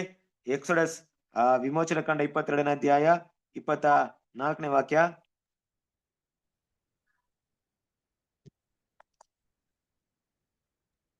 ನಾನು ಕೋಪಿಸಿಕೊಂಡು ನಿಮ್ಮನ್ನು ಶತ್ರುಗಳ ಕತ್ತಿಯಿಂದ ಸಂಹಾರ ಮಾಡಿಸುವೆನು. ನಿಮ್ಮ ಹೆಂಡತಿಯರು ವಿಧವೆಗಳಾಗುವರು, ನಿಮ್ಮ ಮಕ್ಕಳು ದಿಕ್ಕಿಲ್ಲದವರಾಗುವರು. ನೋಡಿದ್ರ ಕ್ರಿಸ್ತನ ಪ್ರೀತಿಯ ಸಹೋದರರೇ, ಇದೆಲ್ಲ ಬೈಬಲ್ ವಾಕ್ಯ ಅಂತ ವಾಕ್ಯವನ್ನ ಯಾವತ್ತ ನಮ್ ಲೈಫ್ ಅಲ್ಲಿ ಅಪ್ಲೈ ಮಾಡಕ್ಕಾಗುತ್ತಂತ ಸ್ವಲ್ಪ ಯೋಚನೆ ಮಾಡಿ ನೋಡ್ರಿ. ಎಷ್ಟು ಭಯಂಕರತೆ ಇರ್ಬೋದು. ಇಸ್ರೇಲ್ ಜನರು ಇವತ್ವರೆಗೂ ಅವ್ರು ಅನುಭವಿಸಿರುವಂತ ಕಷ್ಟ, ಇವತ್ತಿನ ದಿನದವರೆಗೂ ಇಸ್ರೇಲ್ ದೇಶದಲ್ಲಿ ಅವ್ರು ಅನುಭವಿಸಿರುವಂತ ಕಷ್ಟಗಳು ನಮ್ಮ ಲೈಫ್ ಅಲ್ಲಿ ನಮ್ಗೆ ನಡೆದ್ರೆ ಎಷ್ಟು ಭಯಂಕರತೆ ಇರುತ್ತೆ ನೋಡ್ರಿ. ನಾವು ಕೋಪ ಉರಿಯುವುದು, ಕತ್ತಿನ ನಿಮ್ಮನ್ನು ಕೊಲ್ಲುವನು, ನಿಮ್ಮ ಹೆಂಡತಿರು ವಿಧೇಯರಾಗುವರು, ನಿಮ್ಮ ಮಕ್ಕಳು ದಿಕ್ಕಿಲ್ಲದವರಾಗುವರು. ಎಷ್ಟು ನೆನ್ಸ್ಕೊಂಡ್ರೆ ಕಷ್ಟ ಆಗುತ್ತಲ್ವಾ? ನಮ್ಮ ಮಕ್ಕಳು, ನಮ್ಮ ಮುಂದೆ ಇರುವಂತ ಮಕ್ಕಳು ನಾಳೆ ದಿವಸ ನಾವಿಲ್ದೆ ರೋಡಲ್ಲಿ ಭಿಕ್ಷೆ ಬೇಡ್ತಾ ಇರ್ತಾರೆ ಅಂದ್ರೆ ಹೆಂಗಿರುತ್ತೆ? ನೆನ್ಸ್ಕೊಂಡ್ರೆ ನಮ್ಗೆ ಕಷ್ಟ ಆಗುತ್ತೆ ನೋಡ್ರಿ. ದೇವ್ರು ಇದನ್ನ ಹೇಳಿದ್ರು ಅವ್ರಿಗೆ, ನಾನು ಇದನ್ನ ಮಾಡ್ತೀನಿ ಅಂದ್ಬಿಟ್ಟು. ಕ್ರಿಸ್ತನ ಪ್ರೀತಿಯ ಸಹೋದರರೇ, ದೇವರ ಕೋಪದ ಫಲ ಎಷ್ಟಿತ್ತು ಅಂದ್ರೆ ಯಹೂದ್ಯರಿಗೆ ಸುಮ್ನೆ ಕಡಿಮೆ ಇರ್ಲಿಲ್ಲ. ಕ್ರಿಸ್ತನ ಪ್ರೀತಿಯ ಸಹೋದರರೇ, ಚರಿತ್ರೆ ಮಾತಾಡುತ್ತೆ. ಇವತ್ತು ಇತಿಹಾಸ ಅದ್ರ ಬಗ್ಗೆ ಮಾತಾಡುತ್ತೆ. ಹಿಸ್ಟ್ರಿ ಅವ್ರ ಬಗ್ಗೆ ಮಾತಾಡುತ್ತೆ ಅಲ್ವಾ? ಅವ್ರಿಗಾದಂತ ಕಷ್ಟಗಳನ್ನ ಇವತ್ತು ಇಡೀ ಲೋಕ ನೋಡಿ ಮಾನ ಮರುಗಿದ್ರು, ಅವ್ರ ಮೇಲೆ ಅನುಕಂಪ ತೋರಿಸಿದ್ರು. ಅನ್ಲೆಸ್ ದೇವರೇ ಅವರಿಗೆ ದಾರಿಯನ್ನು ತೋರಿಸ್ತಾ ಇರೋವರೆಗೂ ಯಾರು ಏನು ಮಾಡಕ್ಕಾಗಿರ್ಲಿಲ್ಲ. ಹಿಟ್ಲರ್ ಏನೆಲ್ಲ ಹೊಡೆದ್ರು. ದೇವರ ಕೋಪ ನೋಡಿದ್ರೆ, ದೇವರ ರೌದ್ರ ನೋಡಿದ್ರೆ ಹೆಂಗಿತ್ತು? ಕ್ರಿಸ್ತನ ಪ್ರೀತಿಯ ಸಹೋದರರೇ, ಮೊದಲು ಯಹೂದ್ಯರಿಗೆ, ಅನಂತರ ಗ್ರೇಕರಿಗೆ ಅಂದ್ರೆ ರೋಮ್ ಜನ ಇರ್ಬೋದು, ಇನ್ನು ಕ್ಲಿಯರ್ ಆಗಿ ಹೇಳ್ಬೇಕ್ರೆ ಅನ್ಯ ಜನದವ್ರು ಇರ್ಬೋದು. ಯಾಕಂದ್ರೆ ಮೊದಲು ಧರ್ಮಶಾಸ್ತ್ರ ಅನ್ನೋದು ಅವ್ರ ಕೈಯಲ್ಲಿ ಕೊಡಲ್ಪಡ್ತು. ದೇವ್ರೇನ್ ಮಾಡಿದ್ರು, ಅವ್ರಿಗೆ ಅದನ್ನ ಕೊಟ್ಟ ಮೇಲೆ ಅದ್ರ ಪ್ರಕಾರ ನಡೆಯಕ್ಕೆ ಹೇಳಿದ್ರು. ನಡಿದೇ ಆಗ್ತಿದೆ ದೇವ್ರೆ, ಸ್ವಲ್ಪ ದಯೆ ತೋರಿಸ್ತಿದ್ರು, ಬಲಿಗಳನ್ನ ಕೊಟ್ರು, ಎಲ್ಲವನ್ನ ಕೊಟ್ರು ಕೂಡ ಏನ್ ಮಾಡಿದ್ರು ಅವರು, ದೇವ್ರಿಗೆ ಅವಿಧೇಯರಾದಾಗ ದೇವರ ಕೋಪ ರೌದ್ರವನ್ನ ನೋಡ್ಬೇಕಾಯ್ತು ಅಲ್ವಾ. ಒಂದು ದಿನ 2 ದಿನ ಅಲ್ಲ ಕ್ರಿಸ್ತನ ಪ್ರೀತಿಯ ಸರಸವರಿದೆ, ಸಾವಿರಾರು ವರ್ಷಗಳ ಕಾಲ ದೇವರ ಕೋಪವನ್ನ ಇಸ್ರೇಲ್ ಜನ ನೋಡಿದ್ದಾರೆ. ಹಾಗಾಗಿ ದೇವ್ರ ಮಕ್ಕಳು ನಾವ್ ಇದನ್ನ ಮನಸ್ಸಲ್ಲಿ ಇಟ್ಕೋಬೇಕು. ಅದಕ್ಕೆ ನಾನು ಮೊದಲೇ ಒಂದು ಪಾಯಿಂಟ್ ಹೇಳ್ತೆ, ದೇವರ ಕೋಪವನ್ನ ನೋಡಕ್ಕೆ ನಮ್ ಜೀವನದಲ್ಲಿ ಅದು ಏಟು ತಿನ್ಬೇಕಂತ ಏನಿಲ್ಲ. ದೇವ್ರು ಇಟ್ಟಿರಂತ ಎಕ್ಸಾಂಪಲ್ಸ್ ಎಲ್ಲ ನಮಗೋಸ್ಕರ. ಏನ್ ಹೇಳ್ತಿದೆ ಎಕ್ಸಾಂಪಲ್, ಏನ್ ಹೇಳ್ತಿದೆ ಉದಾಹರಣೆಗಳು, ಬೇಡ ನೀವು ಆ ರೀತಿ ಮಾಡ್ಬೇಡ್ರಿ. ಈ ಮನೆಗಳಲ್ಲಿ ನೋಡ್ಬೇಕಾದ್ರೆ ಚಿಕ್ಕ ವಯಸ್ಸಲ್ಲಿ ನನ್ನ ಒಂದು ಜೀವನದಲ್ಲಿ ಆಗಿರುವಂತ ಒಂದು ಎಕ್ಸ್ಪೀರಿಯನ್ಸ್ ಹೇಳ್ತೀನಿ. ಏನಪ್ಪಾ ಅಂದ್ರೆ ನಾನು ತುಂಬಾ ಮಿಸ್ಟೇಕ್ ಮಾಡ್ತಿದ್ದೆ, ತುಂಬಾ ತರ್ಲೆ ಚಿಕ್ಕ ವಯಸ್ಸಲ್ಲಿ. ಅವಾಗ ನಮ್ ತಂದೆ ಸರಿಯಾಗಿ ಹೊಡಿತಾ ಇದ್ರು. ನಾನ್ ಹೊಡಿಯೋದ್ ನೋಡ್ಬಿಟ್ಟು ನಮ್ಮ ಅಣ್ಣ ತಮ್ಮ ಇಬ್ರು ಏನ್ ಮಾಡ್ತಿದ್ರು, ಕರೆಕ್ಟ್ ಆಗ್ಬಿಡ್ತಿದ್ರು. ಅವ್ರು ಅಲರ್ಟ್ ಆಗ್ಬಿಡ್ತಿದ್ರು, ಓ ನೆಕ್ಸ್ಟ್ ನಮ್ಗೆ ಏಟ್ ಬೀಳುತ್ತೆ, ನಾವು ಎಲ್ಲ ರೆಡಿ ಆಗಿದ್ಬಿಡ್ಬೇಕು ಅಲ್ವಾ. ನನ್ನಿಂದ ಪಾಠ ಕಲಿಬೇಕಾಯ್ತು. ಅಂದ್ರೆ ಯಾಕೆ ವಿಷಯ ಹೇಳ್ತಾ ಇದೀನಿ ಅಂದ್ರೆ, ದೇವರು ಅವ್ರ ಮೂಲಕ ನಮ್ಗೆ ಪಾಠ ಕಲ್ಸ್ಕೊಟ್ಟಿದ್ದಾರೆ ಇವತ್ತು ಅಲ್ವಾ. ಅವ್ರ ಮೂಲಕ ನಮ್ಗೆ ಏನ್ ಪಾಠ ಕಲಿಸ್ತಾರೆ ಅಂದ್ರೆ, ಅವ್ರು ಹೊಡೆದಿರಂತ ಏಟನ್ನ ನೋಡಿ ನೀವು ಏನ್ ಅರ್ಥ ಮಾಡ್ಕೊಳ್ಳಿ, ಒಂದ್ ವಿಷಯ ಅರ್ಥ ಮಾಡ್ಕೊಳ್ಳಿ, ನನ್ನ ಕೈಯಲ್ಲಿ ನನ್ನ ಕೋಪಕ್ಕೆ ನೀವು ಗುರಿ ಆಗ್ಬೇಡ್ರಿ ಅನ್ನೋಂಥ ವಿಷಯನ ನೀವು ಅರ್ಥ ಮಾಡ್ಕೊಳ್ಳಿ ಅಂತ ಏನ್ ಮಾಡಿದ್ದಾರೆ ಹೇಳ್ತಾರೆ. ಮೊದಲು ಯಹೂದ್ಯರಿಗೆ, ಅನಂತರ ಗ್ರೀಕರಿಗೆ, ಅಂದ್ರೆ ಅನ್ಯ ಜನದವರು. ಈಗ ದೇವರ ಮಕ್ಕಳಂತ ಕರೆಯಲ್ಪಟ್ಟಿದ್ದೀವಿ.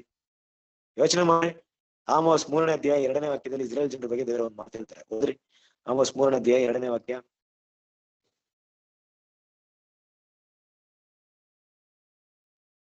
ಬೈಬಲ್ ಅಲ್ಲಿ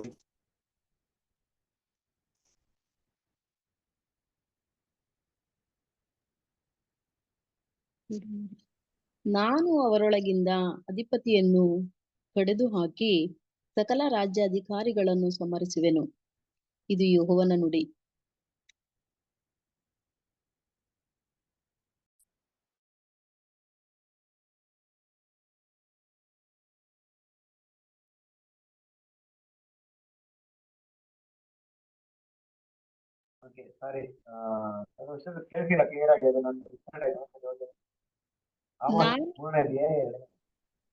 ನಾನು ಅದರೊಳಗಿಂದ ಅಧಿಪತಿಯನ್ನು ಕಡಿದು ಹಾಕಿ ಸಕಲ ರಾಜ್ಯಾಧಿಕಾರಿಗಳನ್ನು ಸಂಹರಿಸುವೆನು, ಇದು ಯೆಹೋವನ ನುಡಿ.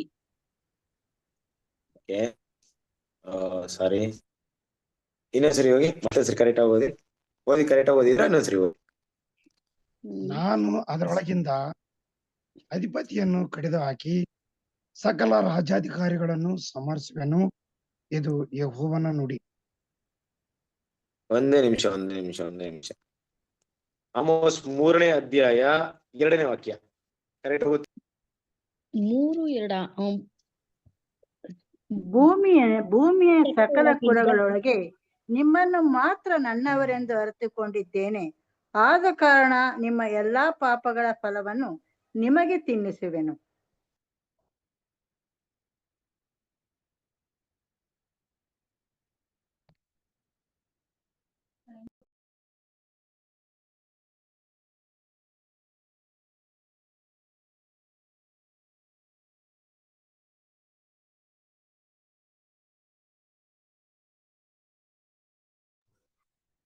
ಕ್ರಿಸ್ತನ ಪ್ರೀತಿಯ ಸಹೋದರರೇ, ದಯವಿಟ್ಟು ಕ್ಷಮಿಸ್ಕೊಳ್ಳಿ, ಡಿಸ್ಕನೆಕ್ಟ್ ಆಗ್ತಿದೆ. ಓಕೆ, ಈಗ ಇನ್ನೊಂದ್ಸರಿ ಓದ್ಬಿಡಿ ದಯವಿಟ್ಟು. ಆಮೋಸ್ 3ನೇ ಅಧ್ಯಾಯ 2ನೇ ವಾಕ್ಯ. ಭೂಮಿಯ ಸಕಲ ಕುಲಗಳೊಳಗೆ ನಿಮ್ಮನ್ನು ಮಾತ್ರ ನನ್ನವರೆಂದು ಅರಿತುಕೊಂಡಿದ್ದೇನೆ, ಆದ ಕಾರಣ ನಿಮ್ಮ ಎಲ್ಲಾ ಪಾಪಗಳ ಫಲವನ್ನು ನಿಮಗೆ ತಿನ್ನಿಸುವೆನು. ನೋಡಿದ್ರಾ, ಭೂಮಿಯ ಸಕಲ ಜನಾಂಗಗಳಲ್ಲಿ ನಿಮ್ಮನ್ನು ಮಾತ್ರ ನನ್ನವರೆಂದು, ನನ್ನ ಸ್ವಕೀಯ ಜನಂದ್ರು ಆಯ್ಕೆ ಮಾಡ್ಕೊಂಡಿದ್ದೀನಿ. ಆದ್ರಿಂದ ನೀವು ಮಾಡಿದಂತ ಯಾವುದೇ ತಪ್ಪನ್ನ ನಾನು ಕೇರೆ ಮಾಡಲ್ಲ, ಗಮನಿಸಲ್ಲ, ಕ್ಷಮಿಸ್ಬಿಡ್ತೀನಿ ಅಂತ ಹೇಳಿದ್ರ ಅಂದ್ರೆ ಇಲ್ಲ. ನಿಮ್ಮನ್ನ ಆಯ್ಕೆ ಮಾಡ್ಕೊಂಡ್ಮೇಲೆ ನೀವ್ ಮಾಡಂತ ಎಲ್ಲಾ ತಪ್ಪು ನಾನು ಶಿಕ್ಷೆ ಕೊಡ್ತೀನಿ. ಯಾಕೆ ಅಂದ್ರೆ ನನ್ನ ಸ್ವಕೀಯ ಜನರಾಗಿರುವಂತ ನೀವು ಮಾಡಿದ ತಪ್ಪು ನಾನು ತಿದ್ದದೆ ಹೋದ್ರೆ ನಿಮ್ಮ ಮೂಲಕ ಇಡೀ ಲೋಕಿಗೆ ಪಾಠ ಕಲ್ಸ್ಕೊಳಕ್ಕಾಗಲ್ಲ. ನಾಳೆ ದಿವಸ ಲೋಕ ಹೇಳ್ತಾರೆ, ಅವ್ರು ಮಾಡಿದ ತಪ್ಪು ನನಗೆ ಕೇಳ್ತಾರಲ್ವ ಇವತ್ತು ಕೂಡ ತುಂಬಾ ಜನ. ನಮ್ಮ ಮಕ್ಕಳನ್ನ ಮಾಡಿದಾಗ ಮಕ್ಕಳೇ ಕೇಳ್ತಾರೆ, ಅವ್ರು ನೋಡಿಯಲ್ಲ ನನ್ ನೋಡಿದ್ರೆ ಹೊಡಿತಾ ಇದೀರಾ ಅಂತ ಕೇಳ್ತಾರೆ. ಅವ್ರು ತಪ್ಪು ಮಾಡಿದ್ರೆ ಶಿಕ್ಷೆ ಮಾಡಲ್ಲ, ನಮ್ಮ ಶಿಕ್ಷೆ ಮಾಡ್ತೀರಮ್ಮ. ಯೋಚನೆ ಮಾಡ್ರಿ, ದೇವರ ಒಂದು ಪ್ರೀತಿ ಪಾತ್ರರಾಗಿದ್ದಕ್ಕೆ ಅವ್ರಿಗೆ ಅಷ್ಟೊಂದು ಶಿಕ್ಷೆ. ಕ್ರಿಸ್ತನ ಪ್ರೀತಿಯ ಸಹೋದರರೇ, ಅವರಿಗಿಂತ ಶ್ರೇಷ್ಠವಾದವ್ರು ನಾವು. ಕರೆಕ್ಟ್ ಅಲ್ವಾ? ಯಾವ ರೀತಿಯಲ್ಲಿ ಶ್ರೇಷ್ಠವಾದವರು? ಹೋದ್ರಿ 1 ಪೇತ್ರ 2ನೇ ಅಧ್ಯಾಯ 9ನೇ ವಾಕ್ಯ.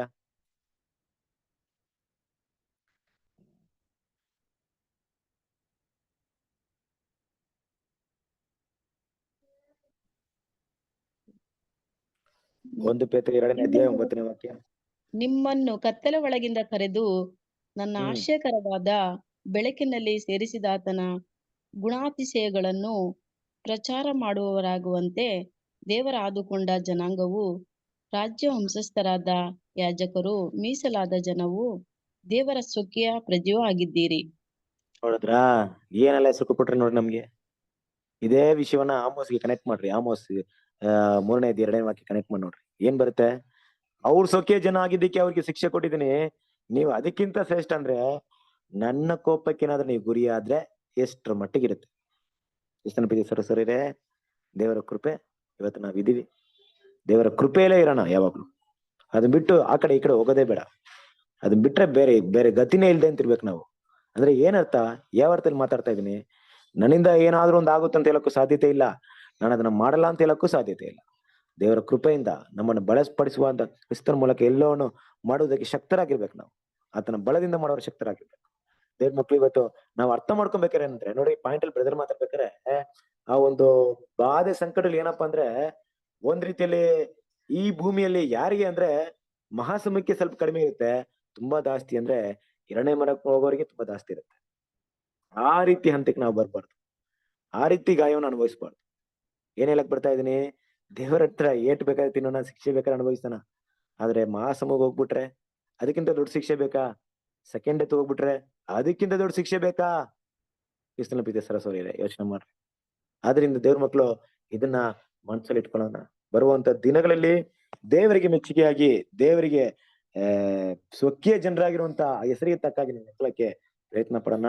ಹಾಗೇನಾದ್ರೂ ದೇವರು ನನ್ನ ಈ ಒಂದು ಕೆಲಸದಲ್ಲಿ ನಾನ್ ಮಾಡ್ತಾರಂತ ವಿಷಯದಲ್ಲಿ ದೇವರ ಮುಖ ಭಾವನೆ ಹೇಗಿರುತ್ತೆ? ನಗ್ತಾ ನನ್ನ ನೋಡ್ತಾರ, ತುಂಬಾ ಕೋಪದಿಂದ ನೋಡ್ತಾರ, ತುಂಬಾ ಫೀಲಿಂಗ್ ಇಂದ ನೋಡ್ತಾರ, ಆಶ್ಚರ್ಯವಾಗಿ ನೋಡ್ತಾರ? ಇದೆಲ್ಲ ಸ್ವಲ್ಪ ನೋಡೋಣ, ದೇವರ ಮುಖವನ್ನ ನೋಡಕ್ಕೆ ಕಲಿಯೋಣ.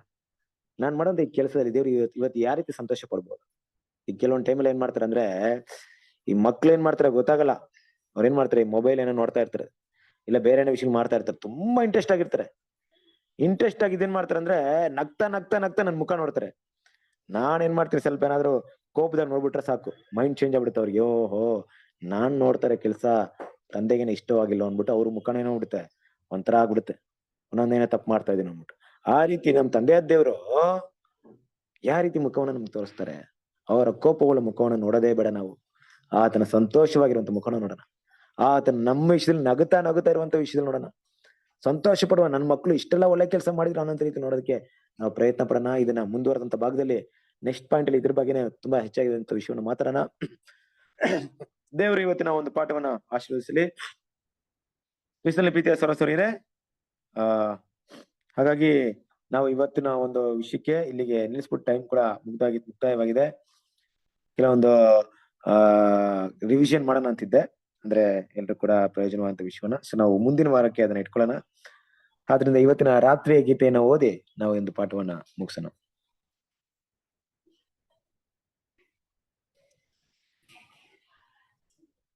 ರಾತ್ರಿಯ ಗೀತೆಗಳು, ಏಪ್ರಿಲ್ 21. ಕ್ರಿಸ್ತನು ನಿಮ್ಮನ್ನು ಕ್ಷಮಿಸಿದಂತೆಯೇ ನೀವು ಒಬ್ಬರಿಗೊಬ್ಬರು ಕ್ಷಮಿಸಿರಿ. ಕೊಲೊಸ್ಸೆಯವರಿಗೆ 3:13. ಕ್ಷಮಿಸುವ ಮನಸ್ಥಿತಿ ನಮ್ಮಲ್ಲಿ ಯಾವಾಗಲೂ ಇರಬೇಕು ಮತ್ತು ನಮ್ಮಲ್ಲಿ ಯಾವಾಗಲೂ ಅದು ವ್ಯಕ್ತವಾಗಬೇಕು. ನಮ್ಮ ಜೀವಿತದ ಎಲ್ಲ ಮಾತುಗಳಲ್ಲಿ ಮತ್ತು ನಡತೆಗಳಲ್ಲಿ ಪ್ರೀತಿಯ ಉದಾರತೆ ಹಾಗೂ ದಯೆ ಮತ್ತು ಕೆಟ್ಟದ್ದನ್ನು ಯೋಚಿಸದೇ ಇರುವ ಬಯಕೆ ಅಥವಾ ಅದನ್ನು ಆದಷ್ಟು ಕಡಿಮೆ ಮಾಡುವುದು, ಇವುಗಳನ್ನು ತೋರಿಸಬೇಕಾಗಿದೆ. ಈ ಓಟವು ದೇವರ ಸ್ವರೂಪವನ್ನು ಹೊಂದುವ ಓಟವಾಗಿದೆ. ನಾವು ಪಾಪಿಗಳಾಗಿದ್ದಾಗಲೂ ದೇವರು ನಮ್ಮ ಮೇಲೆ ದಯೆ, ಪರೋಪಕಾರ, ಉದಾರತೆ ಉಳ್ಳವನಾಗಿದ್ದನು. ಪಾಪಿಗಳು ಆತನ ಬಳಿ ಕ್ಷಮೆ ಕೇಳಲಿ ಎಂದು ಆತನು ಕಾಯಲಿಲ್ಲ, ಆದರೆ ತಕ್ಷಣವೇ ಸಾಮರಸ್ಯ ಮತ್ತು ಬಯಕೆಯನ್ನು ವ್ಯಕ್ತಪಡಿಸಿದನು ಮತ್ತು ಮನ್ನಿಸಲು ಆತನು ಸಿದ್ಧನಾಗಿದ್ದನು. ಇಡೀ ಸುವಾರ್ತೆಯ ಸಂದೇಶವು ಈ ಪರಿಣಾಮಕ್ಕಾಗಿದೆ. ದೇವರೊಂದಿಗೆ ಸಮಾಧಾನವಾಗಿರಿ. ಕ್ಷಮಿಸುವುದರ ವಿಷಯದಲ್ಲಿ ನಮ್ಮ ಹೃದಯಗಳು ಯಾವ ಮನಸ್ಥಿತಿಯಿಂದ ತುಂಬಿರಬೇಕೆಂದರೆ, ನಮ್ಮ ಮುಖದಲ್ಲಿ ಕಠಿಣ ನೋಟ ಅಥವಾ ಕಹಿಯಾದ ಚುಚ್ಚು ಮಾತುಗಳು ಇರಬಾರದು. ಇದಕ್ಕೆ ತದ್ವಿರುದ್ಧವಾಗಿ ನಮ್ಮ ಹೃದಯಗಳಲ್ಲಿ ಎಲ್ಲಾ ಸಮಯದಲ್ಲೂ ಇರಬೇಕಾದ ಪ್ರೀತಿಯ ಕ್ಷಮೆಯನ್ನು ನಾವು ವ್ಯಕ್ತಪಡಿಸಬೇಕು ಎಂಬುದು. Thank you brother. Thank you. Okay, ಕ್ರಿಸ್ತನ ಪ್ರೀತಿಯ ಸರಸ್ವರಿರೇ, ಹಾಗಾಗಿ ಕೆಲವೊಂದು ನೆಕ್ಸ್ಟ್ ಟೈಮ್ ಇಂದ ಕೆಲವೊಂದು ಚೇಂಜಸ್ ಮಾಡ್ತೀನಿ. ಆಕ್ಚುಲಿ ನಾನು ಪ್ಲಾನ್ ಮಾಡಿದ್ದೆ, ಬಟ್ ಆ ರೀತಿ ಆಗಕ್ಕಾಗ್ಲಿಲ್ಲ. ಸೊ ಸಮಯವನ್ನ ಸ್ವಲ್ಪ ನಿಗದಿ ಮಾಡಿ ಒಂದು 30 ಮಿನಿಟ್ಸ್ ಇಲ್ದ್ರೆ 45 ಮಿನಿಟ್ಸ್ ಒಳಗೆ ಮುಗಿಸ್ಬಿಟ್ಟು ನಿಮ್ಮ ಹತ್ರ ಕೆಲವೊಂದು ವಿಷಯನ ಶೇರ್ ಮಾಡ್ಬೇಕಾಯ್ತು. ಹಾಗೆ ಫ್ಲೋ ಅಲ್ಲಿ ಹೋಗ್ಬಿಟ್ಟಿದೆ. ಮುಂದಿನ ವಾರದಿಂದ ಆದಷ್ಟು ಅದನ್ನ ತರಕ್ಕೆ ಪ್ರಯತ್ನ ಪಡ್ತೀನಿ. ಹಾಗೆ ಇವತ್ತಿನ ಒಂದು ಮನ್ನಾ ರಾತ್ರಿ ಗೀತೆ ನೋಡ್ಬೇಕಾದ್ರೆ ತುಂಬಾ ಅದ್ಭುತವಾದಂತಹ ತುಂಬಾ ಒಂದು ಒಳ್ಳೆ ಒಂದು ಪಾಠವನ್ನ ಹೇಳ್ತಿದೆ. ಕ್ಷಮಿಸುವಂತ ವಿಷಯ, ಅದನ್ನು ಕೂಡ ಮನಸ್ಸಲ್ಲಿ ಇಟ್ಕೊಳ್ಳೋಣ, ಇದನ್ನು ಮೆಡಿಟೇಟ್ ಮಾಡಿ. ಯಾಕಂದ್ರೆ ಕ್ರಿಸ್ತನ ಪ್ರೀತಿಯ ಸಹೋದರರೇ, ಇವತ್ತು ಮಾತಾಡಿದಂತ ರೋಮಪುರದವರಿಗೆ ಬರೆದಂತ ಪತ್ರಿಕೆಯ ವಿಷಯ ಮಾತಾಡಿದೀವಿ. ಎಷ್ಟು ಜನರಿಗೆ ಅದು ಮೈಂಡಿಗೆ ಹೋಯ್ತೋ, ಪ್ರಯೋಜನವಾಯ್ತೋ ಗೊತ್ತಿಲ್ಲ. ಅದೇ ರೀತಿಯಾಗಿ ಒಂದ್ ವೇಳೆ ಇದ್ರಲ್ಲಿ ಇಲ್ದೇ ಇದ್ರು ಇದ್ರಲ್ಲಿರುವಂತ ವಿಷಯ ಆದ್ರೆ ನಮ್ಗೆ ಏನಾಗ್ಬೇಕು, ಉಪಯೋಗ ಆಗ್ಬೇಕು. ಯಾವ್ದಾದ್ರು ಒಂದು ಪಾಠವನ್ನ ತಗೊಳ್ದೆ ಇವತ್ತು ಬೇರೆ ಕೈಲಿ ಹೋಗ್ಬಾರ್ದು. ಅಂದ್ರೆ ಕ್ರಿಸ್ತನ್ ನಿಮ್ಮನ್ನು ಕ್ಷಮಿಸಿದಂತೆ ನೀವು ಒಬ್ಬರಿಗೊಬ್ರು ಕ್ಷಮಿಸ್ರಿ. ಕ್ಷಮಿಸುವಂತ ಮನಸ್ಥಿತಿ ನಮ್ಮಲ್ಲಿ ಯಾವಾಗ್ಲೂ ಇರ್ಲಿ. ಇದನ್ನು ಕೂಡ ಥಿಂಕ್ ಮಾಡೋಣ, ಕ್ಷಮಿಸುವಂತ ಗುಣಗಳನ್ನ ಬೆಳೆಸ್ಕೊಳ್ಳೋಣ. ಕ್ರಿಸ್ತನ ಹೆಜ್ಜೆ ಜಾಡಿ ನಡೆಯೋದಕ್ಕೆ ದೇವರು ನಮ್ಗೆ ಸಹಾಯ ಮಾಡ್ಲಿ. ಕೊನೆಯದಾಗಿ ಪ್ರಾರ್ಥನೆ ಮಾಡಿ ಒಂದು ಕೂಟವನ್ನ ಮುಕ್ತಾಯ ಮಾಡೋಣ. ಓಕೆ, ಇವಾಗ 22 ಜನರು ಪ್ರೆಸೆಂಟ್ ಇದ್ರಪ್ಪ. ನಾವು ಕ್ಲಾಸ್ ಸ್ಟಾರ್ಟ್ ಮಾಡ್ಬೇಕಾದ್ರೆ ಏನಾಗುತ್ತಂದ್ರೆ ಒಂದು 12-13 ಜನ ಬಂದಿರ್ತೀರ ಅಲ್ಲ. ಕೇಳ್ತೀನಿ ಒಂದು ಮಾತು, ನಾವ್ ಹೆಂಗಿದ್ರು ಕೂಡ ಎಲ್ಲಾ ಕ್ಲಾಸಸ್ ಇಲ್ಲೆಲ್ಲ ಆಗೋದೇನಪ್ಪಾ ಅಂದ್ರೆ 7:30ಗೆ ಸ್ಟಾರ್ಟ್ ಆಗುತ್ತೆ. ಬಟ್ ನಿಮ್ಮ ಸಮಯನ ಅರ್ಥ ಮಾಡ್ಕೊಂಡು 8 ಗಂಟೆಗೆ ಅಂತ ಇಟ್ಟಿದೀವಿ. ತುಂಬಾ ಸಹೋದರರು ಬರಲ್ಲ, ಎಲ್ರಿಗೂ ಕೆಲವೊಂದು ಆಪರ್ಚುನಿಟಿ ಕೊಡ್ಬೇಕಂದ್ರೆ ಬರಲ್ಲ. ಇದೊಂದು ರಿಕ್ವೆಸ್ಟ್ ಅಷ್ಟೇ. ನಾನು ನಿಮ್ಮನ್ನ ಒಂದು ಭಯ ರೀತಿ ಆಗ್ಲಿ ಬೇರೆ ರೀತಿ ಮಾತಾಡ್ತಾ ಇಲ್ಲ. ಏನಕ್ಕಪ್ಪ ಹೇಳ್ತಾ ಇದ್ದೇನೆ ಅಂದ್ರೆ, ಸಮಯಕ್ಕೆ ಸರಿಯಾಗಿ ನಿಮ್ಮ ಪ್ರಾಮುಖ್ಯತೆ ಕೊಡೋದು ಕೂಡ ಆತ್ಮೀಕ ಫಲಗಳಲ್ಲಿ ಒಂದು ಗುಣ. ಅಂದ್ರೆ ದೇವರಿಗೆ ಭಯಭಕ್ತಿ ತೋರಿಸುವಂತ ವಿಷಯ. ಒಂದು ವೇಳೆ ಕ್ರಿಸ್ತನ ಪ್ರೀತಿಯ ಸಹೋದರರೇ, ನಿಮಗೆ ಮುಖ್ಯವಾದ ಕೆಲಸಗಳಿದ್ದು ನನ್ನ ಕೈಲಿ ಇವತ್ತು ಅಟೆಂಡ್ ಆಗ್ತಾ ಇಲ್ಲ ಅಂತ ಪರಿಸ್ಥಿತಿ ಇರೋದು ದೇವ್ರಿಗೆ ಗೊತ್ತು. ಇದ್ದು ಮೊಬೈಲ್ ಕೈಯಲ್ಲಿದ್ದು ನಾನು ಫ್ರೀ ಆಗಿದ್ದು ಆದ್ರೂ ಕೂಡ ಬಿಡು ಮಾಡೋಣ. 8 ಗಂಟೆ ಅಂದ್ರೆ ಅವ್ರು 8:15ಗೆ ಸ್ಟಾರ್ಟ್ ಮಾಡ್ತಾರೆ, 8:10ಗೆ ಸ್ಟಾರ್ಟ್ ಮಾಡ್ತಾರೆ, ನಿಧಾನಕ್ಕೆ ಹೋಗೋಣ ಅಂತ ಬಂದ್ರೆ ಅದು ನಿಮ್ಮ ಕೇರ್ಲೆಸ್. ದೇವ್ರ ಅದಕ್ಕೆ ತಕ್ಕ ಫಲಗಳನ್ನ ಕೂಡ ನಾವು ಪಡ್ಕೊಳ್ತೀವಿ. ಸೊ ಅಂತ ಒಂದು ವಿಷಯಗಳಿಂದ ದಯವಿಟ್ಟು ಬಿಟ್ಬಿಟ್ಟು ಮುಂದಿನ ದಿನಗಳಲ್ಲಿ 21 ಅಟ್ಲೀಸ್ಟ್ ಒಂದು 15-16 ಜನ 15 ಹತ್ತತ್ರ ಬನ್ರಿ.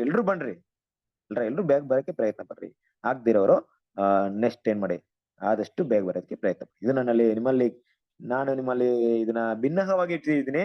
ಆದ್ರೆ ದೇವರು ಇದನ್ನ ಆ ರೀತಿ ನೋಡಲ್ಲ, ಅದನ್ನ ಮನಸ್ಸಿಗೆ ಇಟ್ಕೊಳ್ಳಿ. ಓಕೆ, ಕೊನೆಯದಾಗಿ ನಾವು ಪ್ರಾರ್ಥನೆ ಮಾಡಿ ಮುಗಿಸೋಣ. ನಮ್ಮ ಮಧ್ಯೆ ಶ್ರೀಕಾಂತ್ ಬ್ರದರ್ ಪ್ರಾರ್ಥನೆ ಮಾಡ್ತೀರಾ? ಮಾಡ್ತೀನಿ.